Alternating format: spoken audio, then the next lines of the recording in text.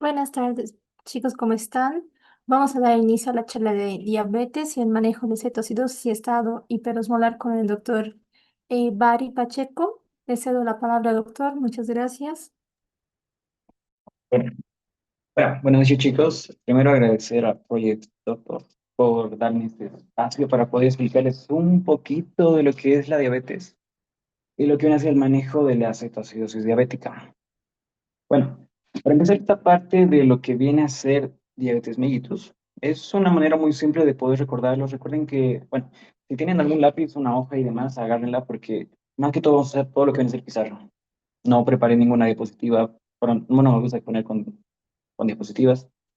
Así que agarra una hoja y vamos a dibujar y vamos a colocar muchas cosas que son muy importantes, tanto para los que están en la parte clínica, para los que están en la parte preclínica, para si hay alguno que está en segundo año en fisiología, igual vamos a ver un poco de fisio, y para los que están en internado o ya están en lo que viene a ser, pasando lo que viene a ser su internado. Ok, sin más. Recuerden que lo que viene a ser diabetes mellitus no es nada más que una enfermedad, bueno, un estado donde predomina lo que viene a ser la hiperglucemia de manera crónica. Entonces, en pocas palabras, lo que viene a ser la diabetes es una alteración metabólica. Al verlo de una alteración metabólica, quiero que entiendan que va a estar alterado tanto el metabolismo de lo que viene a ser los carbohidratos, el metabolismo de lo que viene a ser los aminoácidos, el metabolismo de lo que viene a ser las proteínas.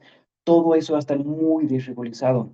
Recuerden que la diabetes mellitus puede tener tanto un factor genético acerca de lo que no es la diabetes mellitus tipo 2, o sea, si tu familiar, tu padre, tu abuelo tuvo lo que no es diabetes, tienes una alta posibilidad, una alta carga genética que tú vayas a desarrollar. Todo va a depender de tu epigenética, en pocas palabras. También tiene un factor ambiental. Recuerden que los hábitos, principalmente pacientes que son sedentarios, pacientes que son obesos, recuerden que la obesidad es una enfermedad, van a poder desarrollar lo que no es diabetes mellitus.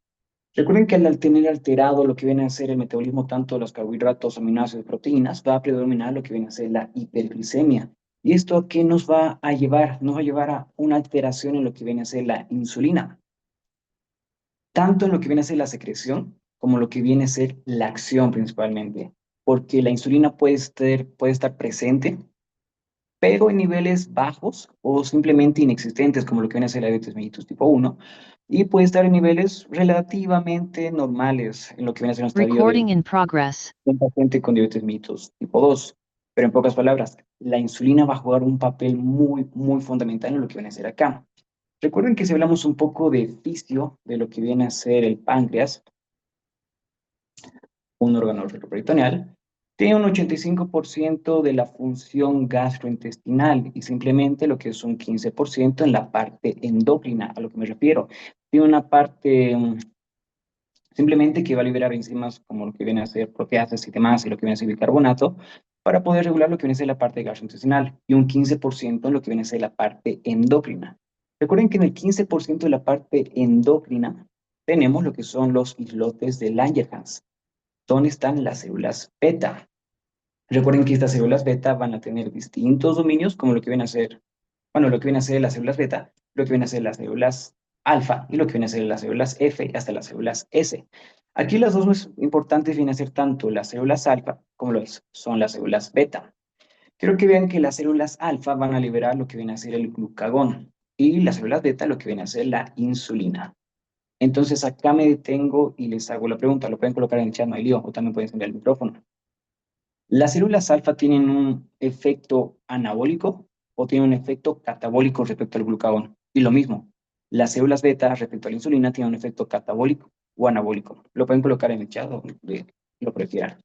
Recuerden que las células alfa, al liberar lo que viene a ser el glucagón, el principal estímulo para que las células alfa liberen glucagón viene a ser un estado de hipoglicemia, de cómo lo detecta el cuerpo. Entonces, lo que va a hacer el glucagón va a ser un efecto catabólico, porque el glucagón se conoce como una hormona contrarreguladora de lo que viene a ser los estados de hipoglicemia. Va a querer contrarregular lo que viene a ser el efecto hasta de la insulina.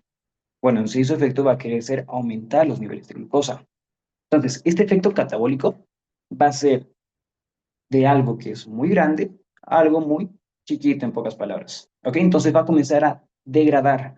Va a agarrar lo que viene a ser mis proteínas, los va a convertir en aminoácidos, los aminoácidos los va a llevar a nivel hepático y va a hacer lo que es la gluconeogénesis. Recuerden que la gluconeogénesis es formar moléculas de glucosa de otra cosa que no sea glucógeno o glucosamente propiamente dicho.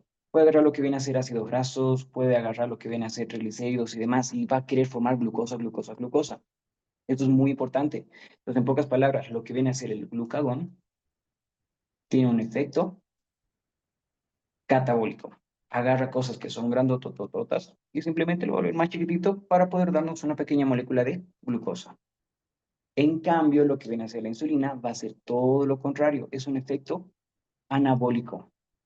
Este efecto anabólico va a ser de que cosas chiquititas lo va a almacenar en cosas grandes. Entonces, toda la glucosa que va a querer almacenar lo que viene a ser la insulina y poder volverlo sensible a lo que vienen a ser mis células, a mis tejidos, lo va a almacenar en forma de glucógeno. Recuerden que el glucógeno se puede almacenar a nivel del músculo, lo que no es a nivel hepático. El músculo es muy, se diría, celoso con lo que viene a ser su glucógeno, así que simplemente lo utiliza para el mismo. En cambio, el hígado es un poquito más permisible y simplemente deja que todo el glucógeno que tenemos, hacemos la gluconeogénesis y lo que viene a ser la conversión del glucógeno es simplemente glucosa y lo va a poder utilizar como un mecanismo de compensatorio cuando tengamos el estímulo de lo que viene a ser el glucagón. ¿Ok? Entonces, ¿qué quiero que les quede de esta parte? Lo que viene a ser el glucagón simplemente es una hormona contrarreguladora que va a estar activada por momentos que son hipoglicemiantes. En cambio, la insulina es una hormona que va a ser más que todo un efecto anabólico y va a estar estimulado principalmente por estados de hiperglicemia. Ok, entonces, mira, Osvaldo, entonces, en pocas palabras, ¿qué quieres que recuerde lo que viene a ser la insulina?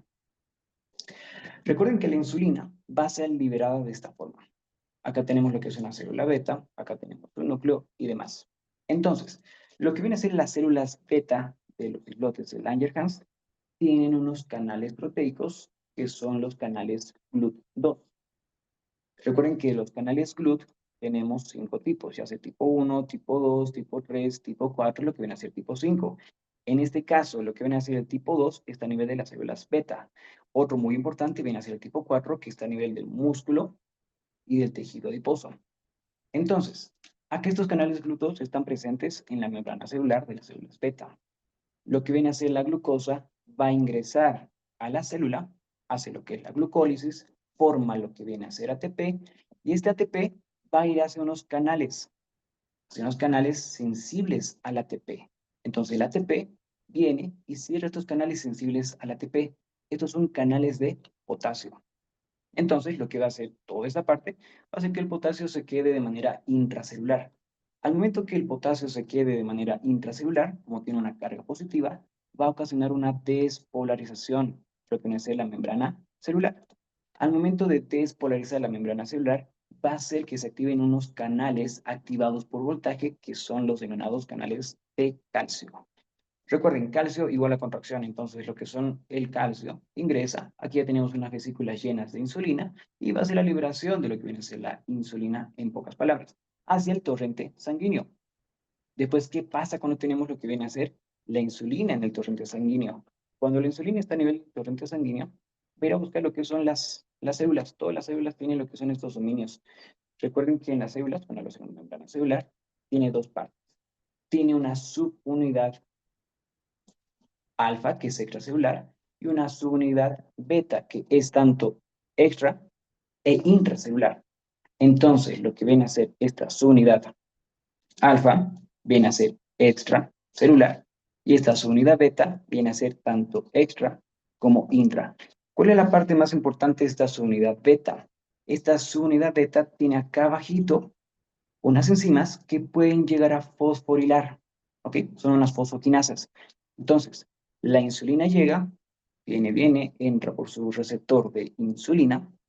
Este receptor de insulina llega y estimula lo que son estas fosfoquinasas. Y estas fosfoquinasas van a poder translocar lo que viene a ser los canales GLUT. Estos canales GLUT se van a expresar a nivel de la membrana celular, en pocas palabras. Entonces, principalmente van a poder expresar lo que son los canales de GLUT tipo 4. Entonces, estamos hablando que estamos a nivel del músculo esquelético de lo que viene a ser el tejido adiposo. Entonces, estos canales GLUT4 hace que la glucosa ingrese, la glucosa entra, va a hacer lo que es la glucólisis, y la glucólisis va a formar lo que es ATP y demás. Y conseguimos lo que viene a ser el alimento necesario para el ATP, en pocas palabras. Entonces, ¿qué hace realmente lo que viene a ser la insulina? Como es una hormona anabólica, puede tener distintos efectos, ya sea a nivel hepático, a nivel del músculo, a lo que viene a ser a nivel del tejido adiposo. Para no enrollarme tanto y mencionarles todas las funciones que puede cumplir, quiero que sepan algo. Lo que viene a ser la insulina puede tener ciertos efectos a nivel hepático, como aumentar la lipogénesis. A nivel de lo que viene a ser el músculo, aumentar la captación de glucosa, aumentar lo que es la síntesis proteica. Le dije que agarra cosas chiquititas y las convierte en cosas grandes, entonces se estimula de esa forma.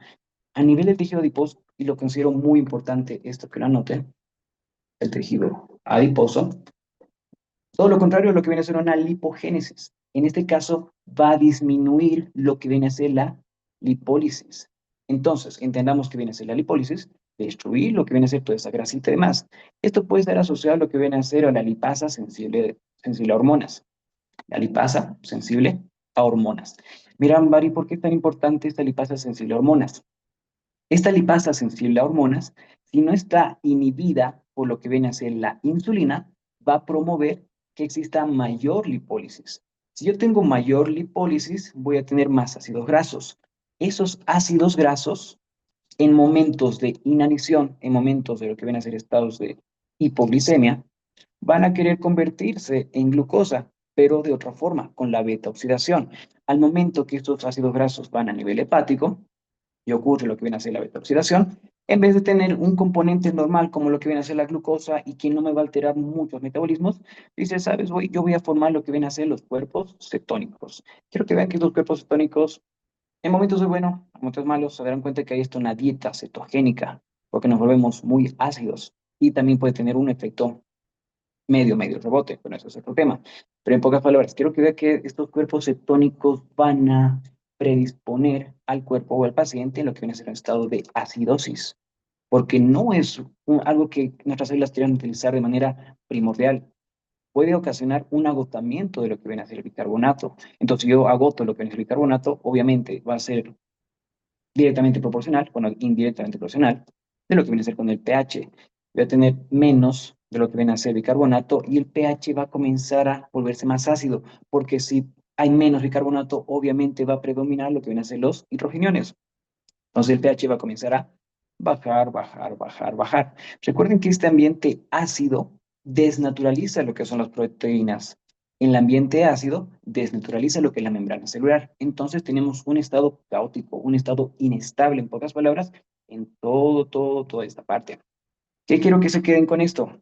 En pocas palabras, las células alfa glucagón son hormonas contrarreguladoras. Van a estar activadas, en este caso, en un paciente diabético.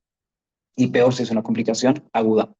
La insulina va a estar presente o no, y ese es el problema, que la insulina puede estar tanto presente, pero en niveles bajos, o simplemente puede estar ausente, o sea, en pocas palabras, no existe como tal.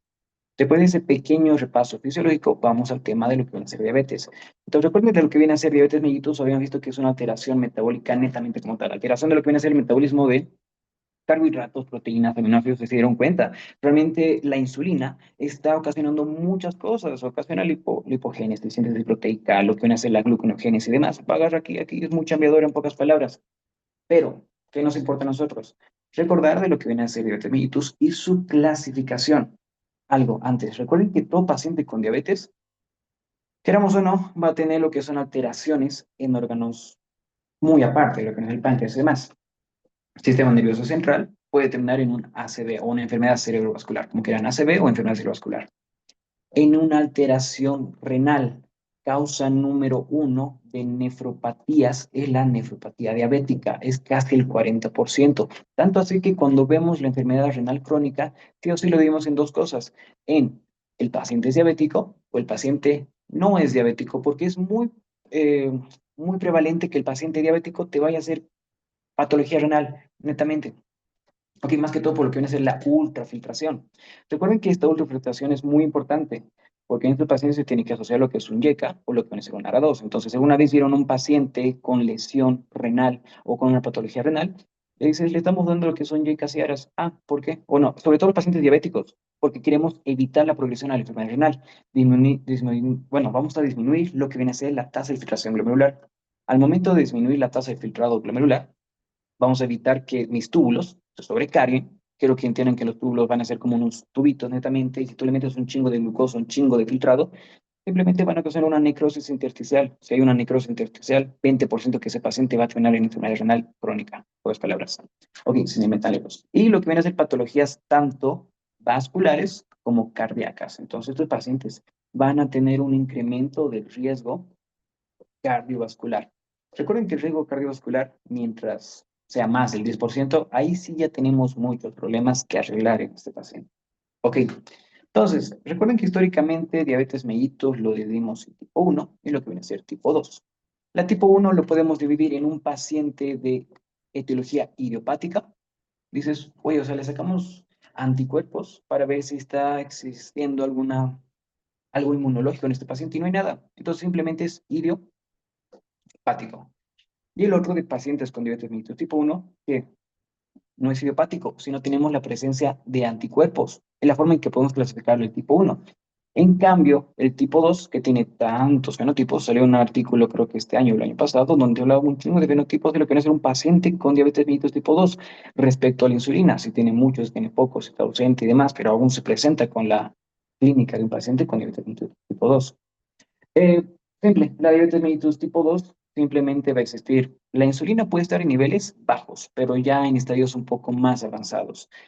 Lo que va a predominar y lo que se resalta es la resistencia a la insulina, ¿ok?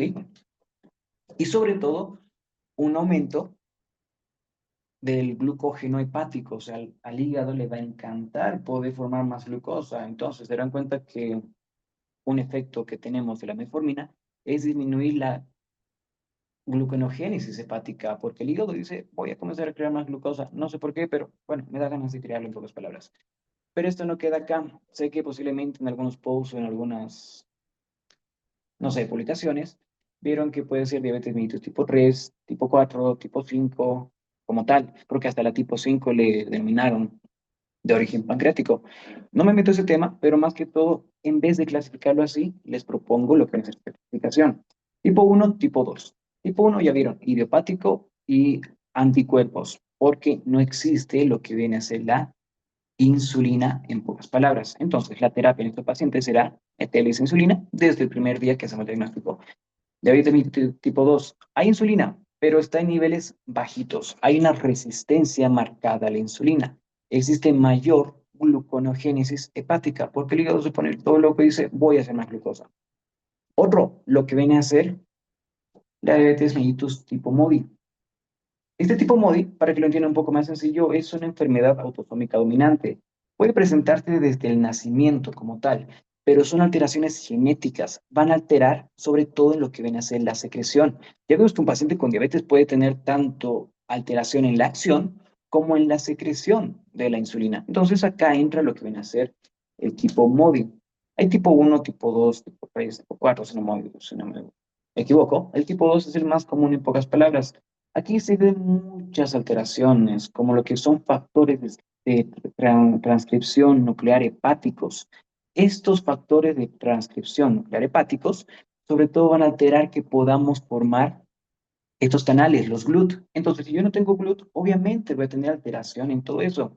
No voy a poder formar ATP, mis células beta van a estar de adorno, en pocas palabras, y voy a tener una alteración en todo el metabolismo, en pocas palabras. Hasta hay alteraciones en lo que viene a ser la glucoquinasa. Esa glucoquinasa es un paso antes de hacer la glucólisis cuando la glucosa ingresa a la célula. Entonces, hay alteraciones en varios tipos de receptores, en varios tipos de hormonas, enzimas en esta parte. Entonces, en pocas palabras, lo resumimos en una alteración en la secreción, en pocas palabras. Muy aparte de eso, también tenemos lo que viene a ser la diabetes mellitus gestacional, que recuerden que ya a partir de la semana 20 podemos hacer el diagnóstico, hablando del segundo hasta tercer trimestre de lo que viene a ser gestación. Recuerden en lo que viene a ser una paciente con diabetes mellitus gestacional, Es común, no tan común, a ver, todo el tiempo que estuve internado habré visto unas dos, tres pacientes, pero no hubo complicaciones muy aparte de todo eso. Recuerden que aquí tenemos una hormona que es el lactógeno placentario. Este lactógeno placentario va a ocasionar la resistencia a la insulina. Entonces, ya ven cómo puede ocurrir toda esta parte. Hay que tener mucho ojo en estos pacientes con diabetes gestacional, porque puede existir la probabilidad que después de que haya terminado la gestación, continúen con lo que van a ser niveles de glucosa elevados. Entonces, ni modo, no tienen que hacerlo lo que viene a ser metformina. Van a ver que hay criterios para metformina para poder darlo, si uno viene a ser que la paciente tenga diabetes gestacional, antecedentes de diabetes gestacional. Y la otra parte viene a ser de origen pancreático. Aquí todo lo que se les ocurre del páncreas. Número uno, un paciente con pancreatitis, un paciente con fibrosis quística, un paciente con trauma pancreático. Entonces, en esta parte dices, ah, bueno, entonces pancreático me está hablando de que realmente la etiología puede ser un poco más amplia, porque páncreas puede tener un chingo de enfermedades. Pancreatitis aguda, crónica, fibrosis quística, un trauma pancreático donde más del 90% del páncreas ya fue involucrado, donde más del 90% de esas células beta ya no van a existir, entonces se va a desarrollar lo que viene a ser diabetes. Y aquí uno más, inducido por fármacos. Recuerden que en la parte de fármacos hay muchos, y realmente ven lo que es el Harrison, te escribe toda una tabla gigante, gigante, gigante. Y dices, oye, o sea, aquí realmente son demasiados. ¿Cuál tienen que recordar? Lo que van a ser los bueno, lo que viene a ser toda la parte del cortisol, estos glucocorticoides. Recuerden que a veces de manera indiscriminada, lo que viene a ser la dexametasona, un paciente te viene con faringitis, tiene un centro que no te dice que le des antibióticos, tiene una inflamación muy marcada, lo que viene a ser de la orofaringe. Y dices, güey, le voy a meter lo que viene a ser su penicilina, de modo le meto intramuscular, su benzatínica, pam, y le meto lo que viene a ser su dexametasona. Entonces, los pacientes se acostumbran a que tú, cuando dices, ah, mi doctor que me dio eso, voy a ir a la farmacia y le voy a meter lo que viene a ser esto. Y a veces de manera crónica pueden hacerse inyectar lo que son glucocorticoides. Entonces, recuerden que toda esta parte de los glucocorticoides, de lo que viene a ser mi cortisol, fisiológicamente es diabetogénico porque ocasiona estados de hiperglicemia. Recuerden que el cortisol puede tener muchos efectos, o sea, un efecto muy importante es suprimir lo que es el eje hipotálamo hipófisis adrenal, o sea, vamos a tener lo que es un síndrome de Cushing. Entonces, y aparte que el paciente cursa con hipertensión. Pero los glucocorticoides como primera parte. Otro, lo que viene a ser la terapia antirretroviral, o sea, en los pacientes con VIH, lo que viene a ser los antipsicóticos de segunda generación. Un ejemplo, la risperidona, que es el más común. Recuerden que en los antipsicóticos de segunda generación, un efecto que tenemos más que todo es la probabilidad de aumentar de peso, o sea, que el paciente se vuelva obeso, en pocas palabras. Hay un poco más, hay un poco menos, la clozapina, lo que viene a ser la risperidona y demás, la quetiapina, te pueden ocasionar lo que viene a ser estados que tú vayas aumentando de peso. ¿Ok? Entonces, son varios fármacos, hasta la tiazida se describen. Muy aparte de los fármacos, también podemos tener una etiología que es infecciosa. Esta etiología infecciosa puede ser desde una rubiola congénita, un citomegalovirus y lo que viene a ser el virus del Coxsackie. ¿Ok? Entonces, se dan cuenta que la etiología puede ser muy amplia, demasiado amplia como tal. Recuerden que acá los criterios para poder hacer un screening en un paciente con diabetes mellitus tipo 2 va a depender mucho. Acá en Bolivia no tenemos un buen screening, en pocas palabras, porque vemos un paciente obeso, ay, le pediré por si acaso glucosa. Y posiblemente, mágicamente, el paciente puede tener niveles de glucosa normales y no lo consideramos patológico. Pero recuerden que acá tenemos que sacar riesgo cardiovascular, tenemos que hacer los niveles tanto de HDL, lo que son los triglicéridos, y también tienen que tener cuidado con los pacientes que tienen síndrome de ovario poliquístico. También te pueden desarrollar lo que viene a ser diabetes. Verán que tienen lo que viene a ser la resistencia a la insulina. Ok, eso como una pequeña introducción de lo que viene a ser diabetes. El tema exacto no es diabetes, pero van a ver que con cetoacidosis diabética se va a entender varias cosas de diabetes. Antes de hablar de lo que viene a ser cetoacidosis diabética, les voy a explicar un poco de cómo funcionan las insulinas. Ya vimos, entonces, porque recuerden que todos los pacientes que vamos a meter con cetoacidosis diabética, un pilar fundamental es meter la insulina. Ya cabe entre una pregunta, igual lo pueden colocar en el chat si alguien quiere responderlo como tal, porque en un paciente con cetoacidosis diabética utilizamos una insulina llamada regular, o sea que en pocas palabras es rápida, pero no usamos las ultra rápidas. ¿Por qué no usamos las, bueno, se podría usar las intermedias y las lentas? Pero recuerden que usamos las rápidas. Entonces, si alguna vez en algún pase, en su hospital, en algún rote que vayan a hacer, le dicen, ¿por qué no usamos lo que viene a ser una Lispro, una Aspartica, una Glulicina, que son ultra rápidas? Si lo que predomina en un paciente con cetoacidosis diabética es un estado de hiperglicemia, o sea, tenemos niveles de glucosa gigantes, arriba de 250 para poder hacer el diagnóstico. Pero recuerden que también puede ser euglicémico. Ahorita les explico en qué casos vamos a poder tener esos casos de pacientes euglicémicos. Pero entonces es una hiperglicemia. O sea, estamos teniendo un cuadro agudo de hiperglicemia. ¿Por qué no le metemos algo que actúa ultra rápido? No, no, realmente no tenemos que hacer eso. Porque está bien, lo que viene a ser las ultra rápidas, que ahorita les explico, nos dan un inicio de acción casi 15, 30 minutos, súper 1 hora de pico, ¿ok? Y su duración puede ser 4 horitas, pero no voy a tener niveles plasmáticos necesarios de la insulina. En cambio, la rápida, lo que viene a ser la llamada regular, la cristalina, esta la podemos manejar de manera intravenosa, la podemos manejar en infusión. Si la manejamos en infusión, estos niveles continuos plasmáticos de insulina van a estar presentes en sangre. ¿Y nosotros qué queremos? ¿Revertir lo que viene a ser la hiperglicemia? No, si revisaron lo que viene a ser el tratamiento, cuando vemos que el paciente está hipoglicemiando relativamente, porque recuerden que hipoglicemia va a ser menos de 70 miligramos de cilitro, o sea, cuando ya baja la glucosa menos de 200, le agregamos lo que viene a ser su dextrosital al 5%. Dices, güey, o sea, pero si la hiperglicemia es algo que está desencadenando ese paciente, ¿por qué le agregamos más glucosa?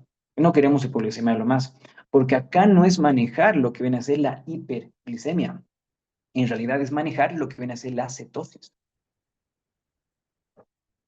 Entonces, un pilar fundamental del manejo de cetoacidosis es la cetosis, manejar la cetosis, porque recuerden que la cetosis me está ocasionando esa acidosis metabólica. Esa acidosis metabólica está ocasionando que mi pH esté muy bajo. Ese pH muy bajo está dando un predominio de hidrogeniones. Ya vimos, muy ácido, demasiado mal, porque desnaturalizas todo, proteínas, membranas, todo, o sea, haces todo un caos. Puedes causar un daño estructural en muchos órganos, en pocas palabras. Ok, en lo que viene a ser insulinas, quiero que vean que lo dividimos en dos. Tenemos las insulinas panreales y tenemos las insulinas basales. Cuando hablamos de lo que viene a ser las insulinas pan reales, ¿cómo dice pan reales? O sea, pan, vamos a comer pan. Ok, entonces, antes de las comidas, se utiliza durante las comidas, no durante, se utiliza antes de las comidas. Entonces, tenemos dos. Las pan reales pueden ser las ultra rápidas y las denominadas rápidas.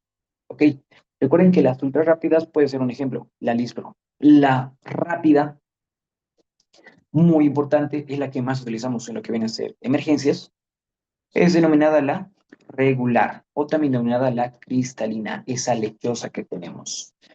¿Por qué es tan importante? Recuerden, intravenoso se puede manejar. O sea, en lo que viene a ser un estado de infusión continua.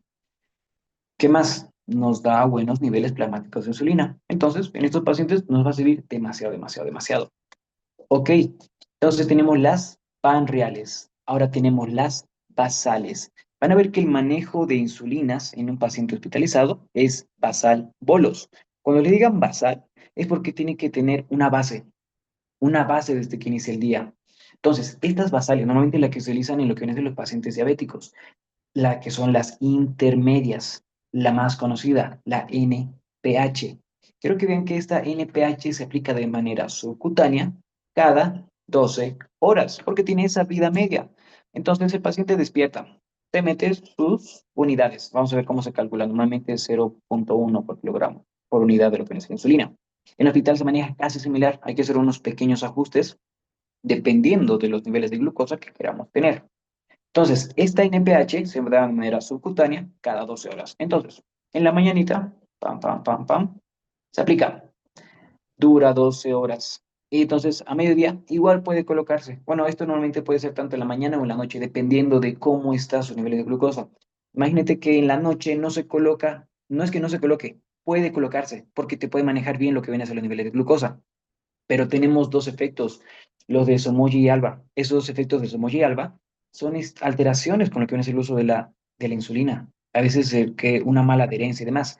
Alba te puede hacer estados de hiperglicemia. Somogy te puede hacer estados de hipoglicemia. Entonces dices, hay que ver realmente en cada paciente. Por eso cada paciente es para poder ver y cuándo hacerlo. Entonces cada 12 horas lo puedes aplicar. A mediodía lo aplicas en pocas palabras. Ok, esa es la NPH, la que se utiliza normalmente. Si alguien tiene un familiar diabético, posiblemente se utilice lo que viene a ser la NPH.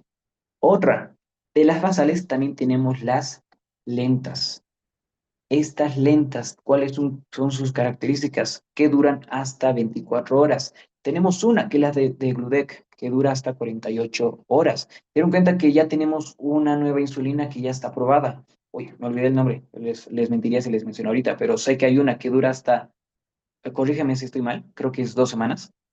O sea, sí, creo que son de semanas, sí, cada 2 semanas que te aplicas. Y dices, güey, no mames, o sea, o creo que hasta una semana tienes menos aplicaciones de lo que viene a ser la insulina. Si alguien tiene un familiar diabético, les dirá, oye, no me quiero colocar la insulina, o sea, me pincho y me duele, me pincho y me duele, me pincho y me duele, o sea, todos los días pincharme, no mames, o sea, me pincho a veces 2 días y a veces tengo que colocarme lo que son unos pequeños bolitos antes de comer. Así que, no quiero. Esto es demasiado bueno porque va a tener mayor adherencia, mayor estabilidad del tratamiento. Entonces, tenemos mejor oportunidad. No me acuerdo qué se llama. Lo pueden colocar en el chat para que lo recuerde, por favor. Pero recuerden que hay una que ya dura hasta una semana, en pocas palabras. Pero quiero que vean que estas lentas tienen 24 horas. La glargina de Temir, ya les dije que el Teglutec es el que me dura 48 horas. Igual es muy buena opción. Muy carito. Eso. Entonces, esto tienen que recordarlo. Tenemos insulinas panreales y tenemos insulinas basales. Las panreales, ultra rápidas. El mecanismo de acción, o sea, es súper, súper, súper mega fácil. O sea, ya a los 15 minutos vas a tener resultados. Baja, baja la glucosa. Tienes que tener cuidado lo que viene a ser más o menos a la primera y tercera hora porque te hace picos. Recuerden que los picos son muy fundamentales porque es ahí donde está en la máxima concentración y donde te va a dar el mayor efecto y el mayor efecto hipoglicemiante. Se me dirían, Bari, ¿qué es más jodido? ¿Una cetoacidosis diabética o una hipoglicemia? ¿Cuál es más mortal?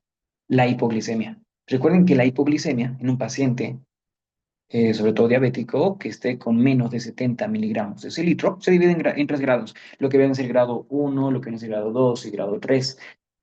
Menos de 70, menos de 56 y el tercero que el paciente realmente está en coma. Quiero que vean que la hipoglicemia tiene hasta fases, cortical, subcortical y encefálica, de lo que viene a ser mesencefálica, protuberencial, vulvar, en pocas palabras, dices, güey, o sea, no mames, o sea, realmente te está matando, matando poco a poco. Estos pacientes cursan con lo que viene a ser dos tipos de sintomatologías, tanto de neuroglicopenia y la de disautonomía, ¿ok? Y puede estar enmascarado a veces cuando se utiliza betacloqueantes, pero ese es otro tema. Pero la hipoglicemia es mortal. Entonces, acá igual, cuidadito cuando utilizan lo que viene a ser este tipo de insulinas, cuando sea hipoglicemia, y se va a petatear en pocas palabras. Lo que viene a ser las insulinas rápidas, lo que viene a ser la regular, ya vimos que su mecanismo de acción, bueno, lo que viene a ser su inicio de acción va a ser a los 30 minutos. Y su pequeño pico ya va a ser a la hora y media más o menos, a las 3,5 horas, y tiene una duración hasta de 8 horas. Bueno, entonces tiene buena duración, 8 horas, y le podemos ir pasando infundiendo, infundiendo, infundiendo en infusión continua. Las basales. Estas basales, muy importantes. ¿Por qué? Ya sea la intermedia o lo que viene a ser las lentas o las ultralentas, tienen características. Lo voy a pintar de amarillo. Recuerden que entonces la ultra rápida, la rápida, bueno, no las basales todas, la intermedia, estos tres tienen picos, van a hacerte picos. En cambio, la lenta y la ultra lenta no tienen picos. Entonces, ¿cuál será mejor? Lo que viene a ser tanto la lenta, ya sea de Temir, o la ultra lenta, ya sea de Gludec. Y la misma, la otra que apareció. Entonces, no te hacen picos. ¿Qué significa que no te hagan picos? No vas a tener riesgo de tener hipoglicemias, en pocas palabras. Ok, entonces quiero que recuerden esto. ¿Cuál vamos a ver más que todo ahora? Esta rápida. Y lo que viene a ser una basal. Vamos a utilizar una basal, sobre todo NPH. porque en el tratamiento de un paciente con cetoacidosis diabética usamos basal bolos. Y lo que es el tratamiento en emergencias, igual usamos lo que viene a ser basal bolos, ¿ok? Hay otro que es basal plus, pero son distintos manejos y demás. Basal plus es como que tú igual le puedes colocar una basal y le colocas una ultra rápida, una lispro en pocas palabras, porque durante el día le vas a ir midiendo lo que son los niveles plasmáticos de glucosa y viste que justo en su almuerzo, esto es en pacientes hospitalizados, en su almuerzo hace picos de hiperglicemia. Tú dices, güey, ¿por qué será? Muchas cosas. No piensen que solo es la comida del hospital, porque recuerden que les dan una dieta hipocalórica y demás. Puede ser por mecanismos contrarreguladores, ya vieron. Hormonas contrarreguladoras, glucagón, cortisol, lo que no es las catecolaminas, hormona del crecimiento. Muchas que van a predisponer a esos estados de hiperglicemia. Ok, ahora sí entrando con lo que viene a ser el tema de la cetoacidosis diabética. Si alguien tiene alguna pregunta o algo que no quedó claro, que quisiera que repita o que vuelva a explicar, puede activar su micrófono y con todo gusto lo vuelvo a explicar y demás. Ok, o dejarlo en el chat y al final igual lo podemos responder. Recuerden que la cetoacidosis diabética, me encantaría hablar de estado hiperglicémico y hiperosmolar, pero voy a hacer la diferencia más que en el diagnóstico. El manejo es casi similar, pero se darán cuenta que no hay que corregir esa acidosis metabólica. Entonces, más relajado, más relajado, más relajado. Quiero que vean que esta cetoacidosis diabética es una emergencia endocrinológica. Esta emergencia endocrinológica va a estar caracterizada por la falta, tanto ya sea absoluta o relativa de lo que viene a ser la insulina. Nuevamente, insulina juega un papel muy fundamental. Insulina no es bajar glucosa en la cetoacidosis diabética. Insulina es evitar la lipólisis. Evitamos la lipólisis, evitamos que formemos esos ácidos grasos que se vayan a lo que viene a ser mi hígado, hagan lo que es la betoxidación y este cuerpo, bueno, se vuelvan en cuerpos cetónicos. Entonces, es lo fundamental en este caso. No queremos bajar la glucosa, queremos evitar la cetosis. La cetosis, cetosis, cetosis, cetosis. ¿Qué cosas tienen que saber de un paciente con cetoacidosis diabética? Cursan con lo que se denomina esa criada mortal. Número uno, cetosis. Número dos, a consecuencia de la cetosis, acidosis metabólica, lo peor. Y número tres, obviamente un estado de hiperglicemia. Y me dices, pero Bari, tú mencionas que hay una nueva clasificación, que son pacientes con cetoacidosis diabética que son euglicémicos. ¿Dónde ocurre esto? En pacientes con inanición, en pacientes con alteraciones hepáticas. Entonces dices, oye, o sea, van a ser alteraciones hepáticas, alcohólicos, cirrosis, si tienen el estudio histopatológico. Sí, porque recuerden que a nivel hepático vamos a tener toda esta movilización para poder formar más glucosa o menos. Otro, mujeres embarazadas. Puede ocurrir lo que viene a ser en mujeres embarazadas, lo que viene a ser una cetoacidosis diabética. Imagínense, qué jodido. No me tocó ver hasta ahora en el rote de gineco, pero imagínense ver a una paciente con eso. Sería increíble. O sea, increíble para poder aprender, pero no para verlo. Otro, pacientes que utilizan inhibidores de los SGLT tipo 2. En un momento hablamos de lo que son estos SGL tipo 2. Recuerden que vamos a hablar del túbulo contorneado proximal. Me gusta la parte de fisio, así que voy a explicar muchas cositas de fisio. Ok, quiero que vean un ejemplo. Quiero que vean que los inhibidores de los SGLT tipo 2, ya sea la dapaglifosina, empaglifosina, posiblemente lo vieron en muchos manejos. Está como primera línea actualmente para el manejo de diabetes mellitus. Oye, acá no tenemos eso, está carito. Creo que está cada uno entre 8 a 17. Imagínense todos los días. Viene una dosis de 10 miligramos vía oral cada día, que tiene buenos efectos. Uy, o sea, tiene buenísimos efectos, demasiados. Se podría dar hasta una clase entera de los SGLT2. Pero en pacientes con diabetes igual se les da, se les puede administrar, o sea, sobre todo esto puede estar asociado a pacientes que tienen alguna alteración cardíaca, o sea, insuficiencia cardíaca, alguna patología renal, o sea, en esa parte, porque tiene muchos beneficios, ayuda, pero recuerden que estos SGLT2 van a incrementar lo que viene a ser la glucosuria. Recuerden que esa glucosuria entonces va a eliminar lo que viene a ser glucosa, ¿ok? Yo elimino glucosa, entonces por eso voy a estar euglicémico. En pocas palabras, por eso es importante ver que no esté con inhibidores de los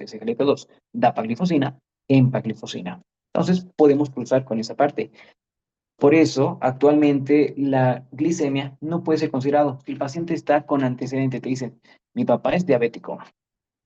Dos, le sacas lo que viene a ser el beta hidroxibutirato en sangre y te sale positivo. Cetonas en orina, positivo. Ah, güey, o sea, está en cetosis. Te mete. Lo que viene a ser tres, ve su pH, ve su AGA, su gasometría y está con acidosis metabólica. Pero justo su glucosa está, no sé, 150. Entonces, güey, pero o sea, toda mi vida me dijeron que cuando esté arriba de 250, recién puedo hacer el diagnóstico de cetosis diabética. Entonces, tenga mucho cuidado con esa parte. Puede ser una pregunta, hasta de examen, o hasta de pase, o hasta en un paciente real que digas, no está con eso. Entonces, en este caso, ¿qué sería? Bueno, ahí en un rato lo vamos a ver. Pero igual puede ser esa parte. Antecedentes de diabetes, cetonas, acidosis metabólica, debe ser una cetosis diabética, posiblemente. ¿Por qué? Estos pacientes con cetosis diabética, normalmente vamos a tener lo que son dos momentos. Uno, donde 40% de los pacientes que tienen diabetes mellitus tipo 1 que no estaban diagnosticados van a hacer un debut. Pacientes jovencitos, 23, 25 años, hacen debut con lo que viene a ser una citosis diabética, que forma de ingresar a lo que viene a ser la diabetes de jodido. Estos pacientes tienen lo que son desencadenantes, precipitantes, sobre todo predomina lo que viene a ser la parte de infecciones. Entonces, en todo el manejo que vayamos a hacer, no solo vamos a manejar la cetosis, tenemos que ver qué fue realmente lo que desencadenó esta parte, este precipitante, cuál es, en pocas palabras, el que predomina infecciones. En nuestro medio, los pacientes con ITU. Todos los pacientes que vi con cetosis diabética, la mayoría, ITU, ITU, ITU, ITU, ITU, toditos. La mayoría de las personas añosos habrán tenido sus 60, casi 70, pero venían con lo que viene a ser un ego infeccioso. ¿Cuál era el foco infeccioso? A nivel urinario, en pocas palabras. Entonces era una ITU como tal. Ya, si no es una ITU, otro foco. Puede ser una neumonía, posiblemente tenga focos de condensación y demás, un patrón intersticial y demás. Entonces, respiratorio, un foco respiratorio. Si no es respiratorio, gastrointestinal. Paciente con deposiciones líquidas por un chingo de tiempo o ya está con diarrea y nunca le dijeron a sus familiares. Entonces, muy, muy complejo. Recuerden que normalmente el manejo de los pacientes ancianos en geriatría es un poco delicado, porque darán cuenta que como son mayores, no quieren perjudicar, entre comillas, no digo que perjudiquen, a sus familiares, entonces ocultan muchas cosas, omiten muchas cosas. Entonces, si alguno tiene lo que son parientes mayorcitos, viejitos, se dan cuenta que, no voy a decir que están caso de la vida, pero es como que quieren ocultar, no quieren darme más preocupación. Preocúpense más por sus abuelitos. Pregúntenle cómo está, si vomitó, véanlo si está deshidratado. Este cuadro de una cetoacidosis diabética es más o menos progresivo. Vienen con vómitos, vienen con diarrea, vienen con esa deshidratación marcada, pero progresiva. Y sobre todo los ancianos, que va a ser un poco más complejo, tienen menos masa muscular, menos porcentaje de agua. Entonces, pregúntele, abuelito, ¿estás bien? ¿No has vomitado? Te veo un poco más cansado, te veo un poquito más rarito, ¿estás bien? Me tienes que contar, porque peor si es diabético. Entonces, siempre vayan preguntando esa parte, va a ser muy, muy fundamental. Si no viene a ser lo que es una infección como tal, puede ser un precipitante cardíaco. Imagínense un infarto agudo de miocardio. Aquí les cuento algo que sí me marcó. Bueno, sí me chocó en pocas palabras. Al momento de hacer mi internado, justo estábamos, ya iba a ser pase de guardia. Y bueno, los que están internados y demás sabrán que pase de guardia es, llegan las 8, viene el otro doctor del turno y te vas. Perfecto. Paciente que esté, tú te lo dejas y a su problema del que está entrando de turno. Y a veces ni esperan. Es pase de guardia, tú vas y le haces el pase de guardia. Pero ¿qué sucedió? Entró una paciente femenina a las 6 de la mañana. Miento, 5 de la mañana. Justo estaba de turno. ¿O no estaba de turno? Bueno, llegué temprano ese día entonces. Con dolor precordial, muy marcado. Con disnea. Recuerden que el dolor precordial en tanto mujeres, ancianos y diabéticos es distinto. Recuerden que los diabéticos no te vienen con dolor precordial, te vienen con una sensación, lo voy a decir de manera coloquial, de sofoco, de disnea, de que no pueden respirar, de que les presionan el pecho, no dolor. Los pacientes diabéticos, ¿por qué? Recuerden que las terminaciones nerviosas en un paciente diabético simplemente están glucosiladas, entonces no va a haber una buena transmisión aferente hacia los centros de dolor. Esta paciente, igual, o sea, creo que ni siquiera vino con un dolor tan marcado. vino con esa sensación de disnea. ¿Qué hacemos? Saturación. Saturación está bien, pero sigue. Ay, güey, capaz está borracha, porque parecía, pero no. Después tardaron en hacer laboratorios. O sea, paciente que te viene con disnea, paciente que te viene con algo ahí en el pecho, tú tienes menos de 10 minutos para hacerle un electrocardiograma. Un electrocardiograma, un paracetamol y un vaso de agua no se le niega a nadie. Entonces, este electrocardiograma tardó en la paciente. Entró 5, 6 no había, 7 no había, 7:30 para las 8 ya había un electrocardiograma. Y ahí realmente saber que 1, 2, 3 horas que no se hizo nada. La paciente estaba con un infarto. ¿Qué más? Recién vieron el electrocardiograma. Posiblemente un patrón de infarto, ya sea un supra-ST, infra-ST y demás, que hay un chingo de infarto, de patrones en pocas palabras. ¿Qué pidieron? Querían corroborar lo que viene a ser esa parte. Ni siquiera iniciaron lo que se hace en un infarto agudo de miocardio. No antiagregación, nada. Supra-ST y demás querían corroborar con las troponinas, ni siquiera con troponinas CKMB. Además, tardaron mucho, tardaron mucho. No entendía por qué realmente tardaban. Pueden pasar muchas cosas en el hospital, pero ustedes, siendo internos, siendo doctores, recuerden que todo paciente que viene no está con ganas de molestarnos o jodernos, lo voy a decir de esa forma, en lo que viene a ser a nosotros, porque podemos estar cansados, puede ser 2 de la mañana, 3 de la mañana, pero hemos estudiado medicina realmente para ayudar a los pacientes, para dar la vida por los pacientes. Tenemos que ser muy empáticos. Recuerden que esa persona tiene hijos, tiene familiares, es una mamá, es un papá, alguien le está esperando en la casa. ¿A quién le gusta estar en el hospital? Ni a los médicos a veces nos gusta estar en el hospital. Así que recuerden, tienen que dar toda la empatía, todo el amor y toda la comprensión a los pacientes. Ok, troponina CKMB, ok, para el diagnóstico. La paciente seguía con mucha sed. Le pasaron lo que viene a ser líquidos y demás. Creo que ya habían visto que era una cetocidosis y le iniciaron toda esa parte. Pero se dieron cuenta que tardó mucho. Posiblemente el cansancio, el agotamiento, todo demás, pero teníamos que dar el 100% de nosotros en cada paciente que viene. Son vidas. Pasa el tiempo. Ya era tipo 9 a.m. Activamos código azul. Iniciamos la reanimación. No podemos hacer nada. Era una paciente jovencita, habrá tenido casi sus 40.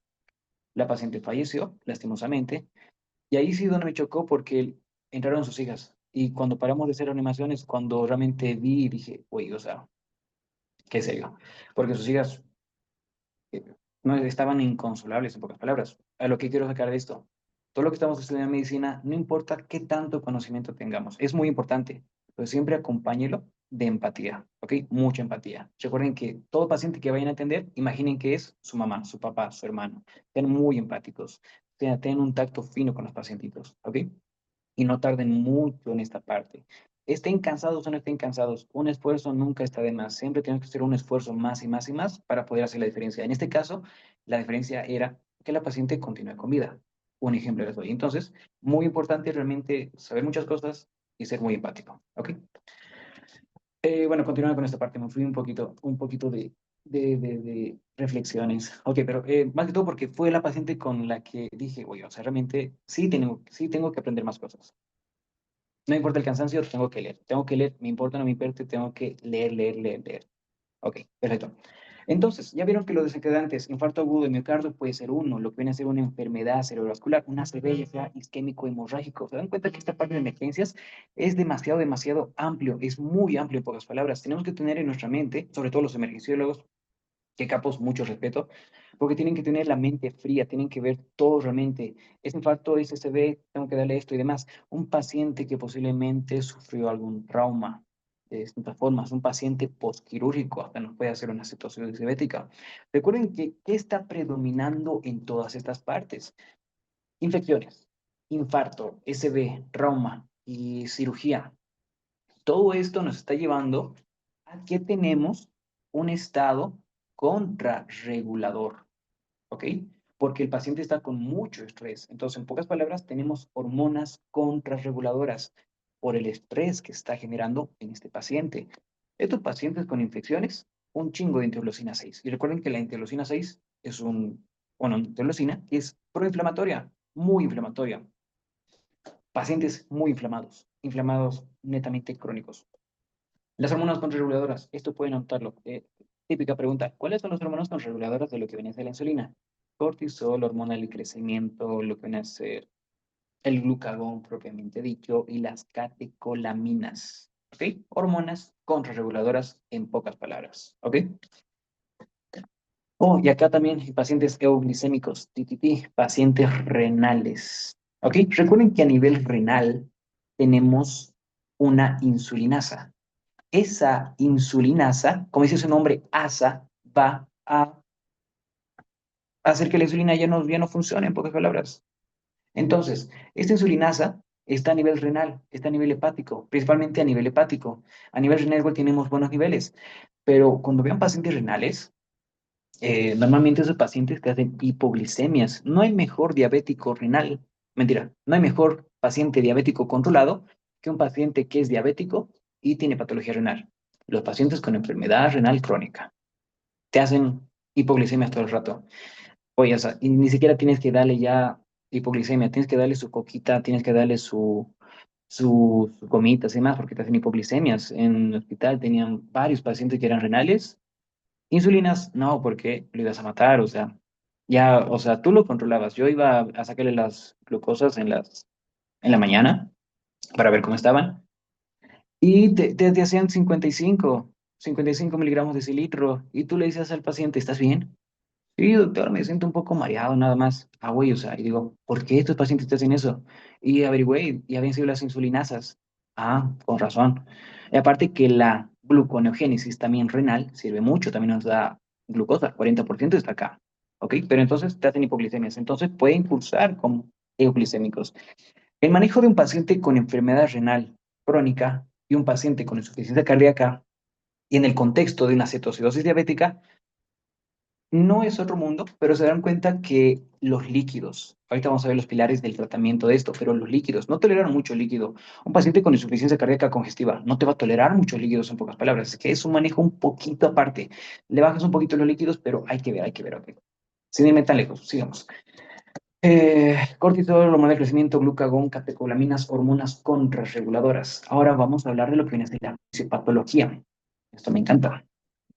Entonces, nuevamente, tenemos todo el inicio de la insulina. Pinche insulina que te faltaste, ¿ok? Entonces ya no hay insulina en pocas palabras, ya no tenemos la posibilidad de translocar lo que son los GLUT, ya no tenemos la posibilidad de generar que la glucosa ingrese a la célula. No tenemos insulina. Como no tenemos insulina, aquí voy a dejar lo que viene a ser un vaso sanguíneo, la glucosa, toda feliz, toda contenta, se va a meter a nivel intravascular. Cuando está a nivel intravascular, va a buscar lo que vienen a ser los canales GLUT. Dice, güey, aquí había uno, ayer entré nomás, ay, pero ya no hay porque no hay insulina. Ya vieron que la insulina tiene que ingresar, tiene que hacer una fosforilación, esas fosfoquinasas, va a hacer una translocación, ¿ok? Esa es lo que viene a ser la autofosforilación, mejor dicho, no una fosforilación como tal, es una autofosforilación de lo que viene a ser mis unidades betas, en esas unidades alfa y beta que les mencioné, para poder translocar lo que son esos GLUT4, ¿ok? Sobre todo. Pero no va a existir eso GLUT4, entonces acá voy a colocar de rojito, no va a ver lo que viene a ser GLUT4. Ok, entonces la glucosa se queda acá. Vamos a ir de dos colores la glucosa, azulito y rojo. Viene, busca, no hay glucosa. A huevo, ¿qué hago? Bueno, me quedaré a nivel plasmático en pocas palabras. ¿Qué más voy a hacer? Nada. Acá comienza a suceder algo. Recuerden que la glucosa es osmolarmente activo, tiene una gran osmolaridad. ¿Ok? Imagínense, la miel es muy osmolar. Me explico. Quiero que vean que cuando ven la osmolaridad, piensen en que te arrastra agua, que te va a traer agua, porque el agua quiere igualar las osmolaridades. Entonces, el agua se va a quedar con lo que viene a ser la glucosa. Perfecto. Siguen. Tenemos niveles elevados de glucosa en sangre. Ya van aumentando. Imagínense que están arriba de 200. Perfecto. 50 más para que tengamos el diagnóstico. Recuerden que no es 100% neto eso. Ok.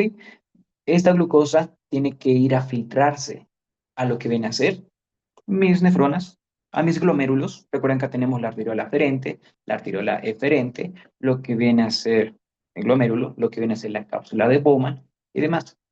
Ok, entonces aquí vamos a hablar un poco de fisio renal. Quiero que vean que acá tenemos mi cápsula de Bowman.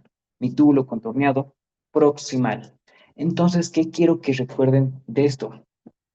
La glucosa viene y tiene que filtrarse. Aquí existe filtración glomerular, ¿ok? Normalmente, normalmente, la glucosa en todos nosotros, ahorita los riñones, si alguien se metió una Coca-Cola, si alguien metió lo que viene a ser un sándwich y demás, esta glucosa se reabsorbe al 100% en el túbulo contorneado proximal. Ninguno de nosotros va a tener una glucosuria, porque el 100% de la glucosa se tiene que reabsorber. Porque en lo que viene a ser el túbulo contorneado proximal, tenemos tres segmentos: el segmento uno, segmento 2 y segmento 3. Lo que viene a ser este segmento uno y este segmento 2 y segmento 3 están encargados de porcentajes. Ya vaya a ser la bibliografía que lean de fisio, Guyton te dice que en el segmento uno el 90% se tiene que resolver acá. Muy importante. ¿Ok? En el segmento 2 y 3 el 10%. Uy, casi pongo el 90. El 10%. A huevo. Entonces, ¿qué pasa acá? Entonces, Bari, ¿qué está tratando de decir? Acá tenemos lo que vienen a ser estos canalcitos. Aquí voy a hacer unas células, ¿ok? Células, células. Imagínense que estos son mis segmentos. Son células renales. Tenemos la porción apical, la porción basolateral. Aquí tenemos mi cápsula de boca. Perfecto. Segmento uno, segmento 2, segmento 3. Ok, ok, ok. Entonces, acá tenemos lo que viene a ser, con otro color, unos canalcitos, otros canalcitos, otros canalcitos. Y estos son los famosos llamados SGLT tipo 2. Entonces, en el segmento uno tengo los canales SGLT tipo 2, el blanco terapéutico, mediana terapéutico para los inhibidores de los SGLT tipo 2. Ya sea ejemplo, dapaglifosina, empaglifosina. Les recomiendo que vean mucho o lean mucho de lo que viene a ser dapaglifosina, empaglifosina. Más que su mecanismo de acción, los efectos que va a tener en un paciente renal, en un paciente con diabetes, en un paciente hasta, bueno, con obesidad. Les agregamos lo que viene a ser las incretinas y demás, pero igual se puede asociar lo que viene a ser esta parte. En un paciente con insuficiencia cardíaca, mejora mucho. El metabolismo que te ocasiona los SGLT2 en un paciente con insuficiencia cardíaca es demasiado, porque en vez, aquí hay un cambio. En vez de que el corazón utilice lo que viene a ser la glucosa como tal, va a comenzar a utilizar lo que viene a ser los cuerpos cetónicos a nivel cardíaco, de otra forma. Controversial. Ok, entonces, quiero que vean que los SGLT tipo 2. Aquí tenemos el tipo uno y el tipo 3. Tenemos SGLT tipo uno, 2 y 3, ¿ok? Pero ya vieron que el blanco terapéutico va a estar acá, en el segmento uno. ¿Qué sucede? La glucosa ingresa. Esta solito va a ser la glucosa. Esta solito se va a meter con unas moléculas de agua, porque hizo ese arrastre osmolar. Al momento de hacer ese arrastre osmolar, lo que va a cocinar es esto. La glucosa viene y dice, a huevo, aquí hay un canal SGLT tipo 2, sodio glucosa. Ah, ya, entonces transporto sodio y glucosa, un tipo de cotransporte. Es secundario por si acaso, ¿ok?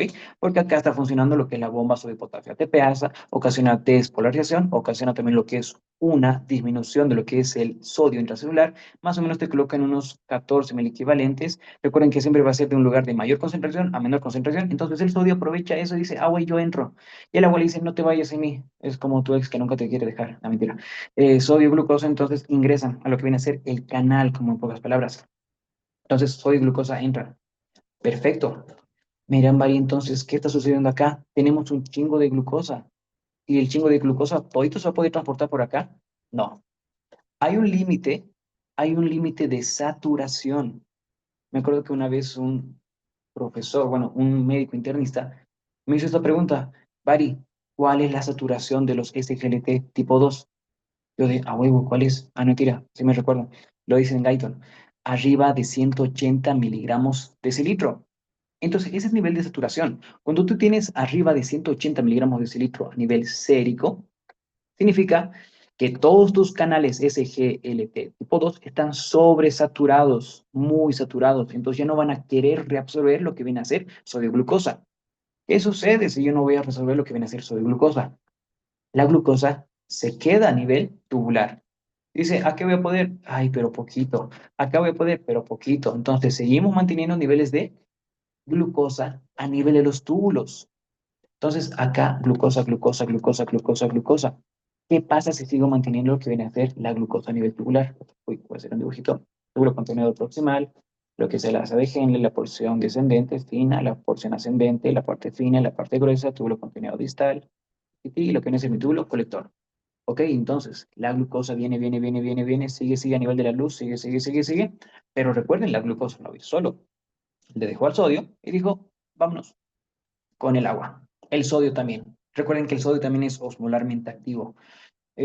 Urea, sodio, glucosa son muy osmolares, demasiado osmolares. Se darán cuenta que hacen un paciente que tiene encefalopatía urémica, te entran en coma muy rápido porque lo que viene a ser la urea tiene un componente lipofílico. Como es lipofílico puede pasar la barrera hematoencefálica, entonces hace ese arrastre osmolar, el agua ingresa a nivel cerebral.